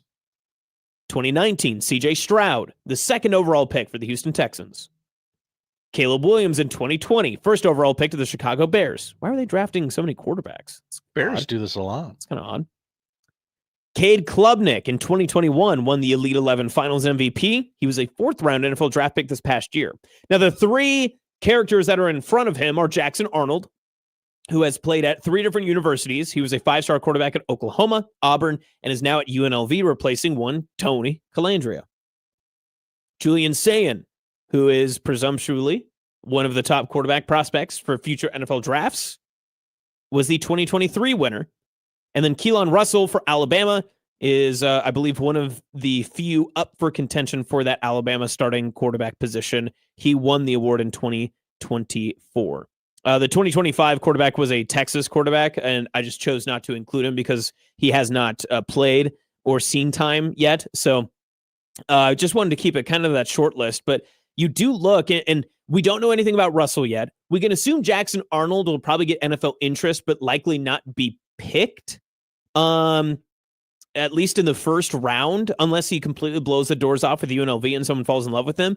But it is safe to assume that Sayin would be probably, if he went to the NFL right now, at least a top 3-round draft pick. I think that's without me doing any evaluation or really judging or saying, hey, what's Julian Sayin going to look like? I think some teams would be like, okay, Julian Sayin played with a lot of great players. He's an Ohio State quarterback. They've had a good run of Ohio State quarterbacks. I think we're good taking him. He's a winner, all that good stuff. Cade Klubnik, fourth-round NFL draft pick, first overall pick for Caleb Williams, second overall pick, first-round draft pick for C.J. Stroud. Spencer Rattler was a fifth-round NFL draft pick. Justin Fields was a first-round draft pick. Tua Tagovailoa was a first-round draft pick. The thing about this is you can say what you want about these quarterbacks when they get to the NFL or what they did in college or whatever the case may be. But the argument that I'm making right now is Trae Taylor being named that Elite 11 finalist MVP means that Nebraska potentially has an NFL quarterback on their roster right now. And this actually proves much more than what we presumed about Dylan Raiola when he first came on as a 5-star quarterback in 2024. A lot of people immediately pointed and said, look, you've got an NFL-looking guy. This is a guy that can throw a deep ball. This is a guy who has a lot of, good athletic traits in his family. There's a guy that has like NFL potential in this. Trae Taylor, you can immediately say, this is an NFL quarterback at 18 years old. There's not very often that you get to say that for any circumstance, whether that's in the high school level, the college level. I mean, even right now at the Elite 11 circuit camp. And I don't want to use this as like a cautionary tale or to foo-foo everybody who's trying to, make sure that the flames don't get too high or drink the Roule-Aid or any of that stuff. I sincerely want this to be a moment where people can actually choose to celebrate this and say, Nebraska has a potential NFL quarterback coming to Lincoln in 2027. And in fact, this guy has already done everything possible to get to Lincoln and make it as seamless as possible for him to become potentially a starting quarterback his true freshman season and to begin that process even earlier. I think that this is reason for even more optimism that Nebraska not only has one of the best quarterbacks, but an elite level quarterback. And we'll talk to Tim Verghese later this week as well, but he was on Happer and Schaefer this morning, and I caught a glimpse of that conversation. And I believe Happer ask him, where does he rank amongst maybe all-time quarterbacks that you've evaluated? I trust Tim Verghese with a lot of evaluation, the way the guy is passionate about what he talks about and the way that he does his homework in depth on what he's looking for, especially at quarterbacks. He puts Trae as one of the best, if not the best quarterback he has ever evaluated. Hello. So if you can't get on board with someone like that joining the program, joining the roster, all that sort of stuff, if nothing else, if you don't believe in the circumstance of, okay, well, will Matt Rhule be able to keep him? Will they win enough to be able to do that this year? I'm going to, surpass all of that and just say maybe an NFL talent and quarterback can push you above all of those. Because sometimes if your quarterback just plays better than everybody else, it doesn't matter what you think of the coaching staff. It doesn't matter about anything else, because if that quarterback is playing out of his mind and just is much better than everyone else on the field, your quarterback can take you a lot of places. Now, that's not where Matt Rhule wants the program to be, relying on a savior and relying on a quarterback to save them year in and year out.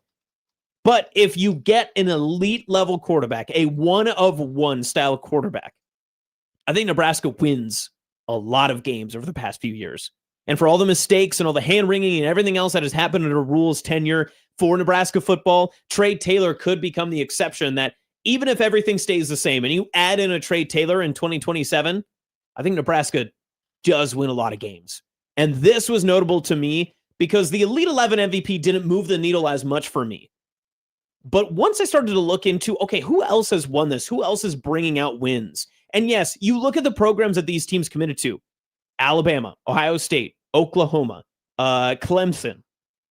That's been the majority of the past, even Georgia for Justin Fields. These have all been programs that didn't necessarily need great quarterbacks to win at elite levels, but man, did great quarterbacks help them get to a better level, into higher standards, and to a new elevated field in an expanded college football playoff. If all these things are happening, Trae Taylor is going to put Nebraska up to a new standard, I believe, moving forward here in the next few years. All right, so we will take a quick break here, and I believe we've got some more what to watch for the weekend, and maybe we'll touch on anything that we missed from the past few hours of the show here. This is Middays with Matt here on 1620 The Zone.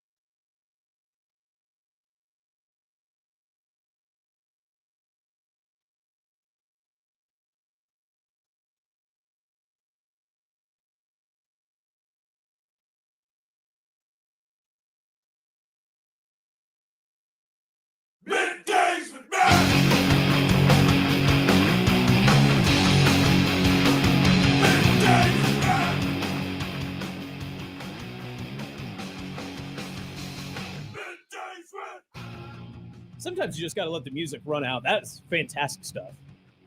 Ian rocks, you know? He does, literally. I mean, listen to it. Before we get to what to watch, we do have some updates on the TexAgs forum. This is important. Are we still mad at Trev Alberts? We asked 15 minutes ago. The last comment is from Justice Beaver. They said no. That's good. No, okay, good. Good. Aston04. He's done a great job hiring coaches and supporting NIL. The only big hiccup has been baseball, and they're doing their best to rebuild it with the assistant coach hires and NIL money directed toward it. Okay. Rebuilding baseball? They're rebuilding baseball. Weren't they? Weren't they just in Omaha? Pretty decent. I mean, not too long ago. Sure.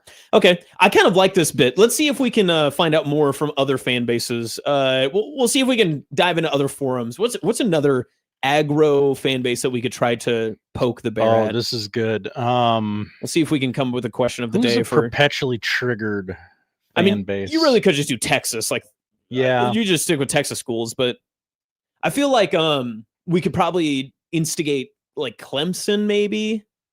But I feel like Texas, like the Longhorns, we could do. Michigan would be fun. Like maybe Ole Miss. We could probably rile up Ole Miss. Maybe we'll make a pro Lane Kiffin post in an Ole Miss forum. I think it's time to forgive Lane Kiffin. That's a great. Yeah. Yep. Okay. There it is. All right. That's tomorrow's. Yeah. We'll work on some others. But yeah, is it time to forgive Lane Kiffin? Message board post of the day. Yeah. Look at these bits. Yeah. Okay. Great stuff. Josh, what are we watching tonight? We're watching some baseball on our TV, 6:00 on ESPN. It's the Rangers and the Guardians for some reason. Oh. The 2026 Golden Spikes Awards ceremony airs on MLB Network for the first time in the awards history at 6:30. Your finalists are Rock Chalowski from UCLA, famously didn't get to Omaha. Harry Bonds, who that's not his real name, but that's the only name that matters, who famously did not get to Omaha. And Daniel Jackson from Georgia, who famously did get to Omaha. And then it's Giants Diamondbacks at 8:30 on MLB Network. World Cup knockout rounds continuing. Brazil and Japan knotted at 1 right now in the 78th minute. Germany Paraguay at 3:30, and then it's Netherlands Morocco at 8:00. All those matches on Big Fox. Wimbledon first round is underway. It began this morning. It continues tomorrow on ESPN. Austin, got a few movies. Okay. Pick one. Okay. The Rock is on at 7:00 on BBC America. Ooh. Okay. The Martian is on FX at 7:00. Captain America Civil War is on AMC at 7:00. And then at 7:25, for some reason, on Paramount, Old School is on. Oh. Now, I watched Old School over the weekend, just coincidentally, not on Paramount. I watched it unedited. Yeah. Still a really great movie, guys. Wait, so is the Old School Paramount edited? Yes. Oh, okay. See, that changes. It that does. changed my thought. Am I wrong? And I think I'm going to surprise you with this pick. Am I wrong for picking The Rock? It would probably be 4th out of 4 for a lot of people. Yeah. But it's probably the one that it's been the longest since I've watched. So my theory is I don't want to watch a basically 2.5-hour movie turn into a 4-hour movie on Civil War. Sure. And the same with The Martian. Mm-hmm. So I feel like I would go The Rock because one, it'd be a more unique experience, and I can't watch Old School edited. Like, there's just too much that they change. Your decision makes a lot of sense. Okay. And also, I don't need to see any more Captain America Civil War. I'm over the Marvel machine. But interesting. We'll talk about that. We did not get to things we didn't get to today. Oh yeah, this will be a good segment. We did not get to Hot or Not.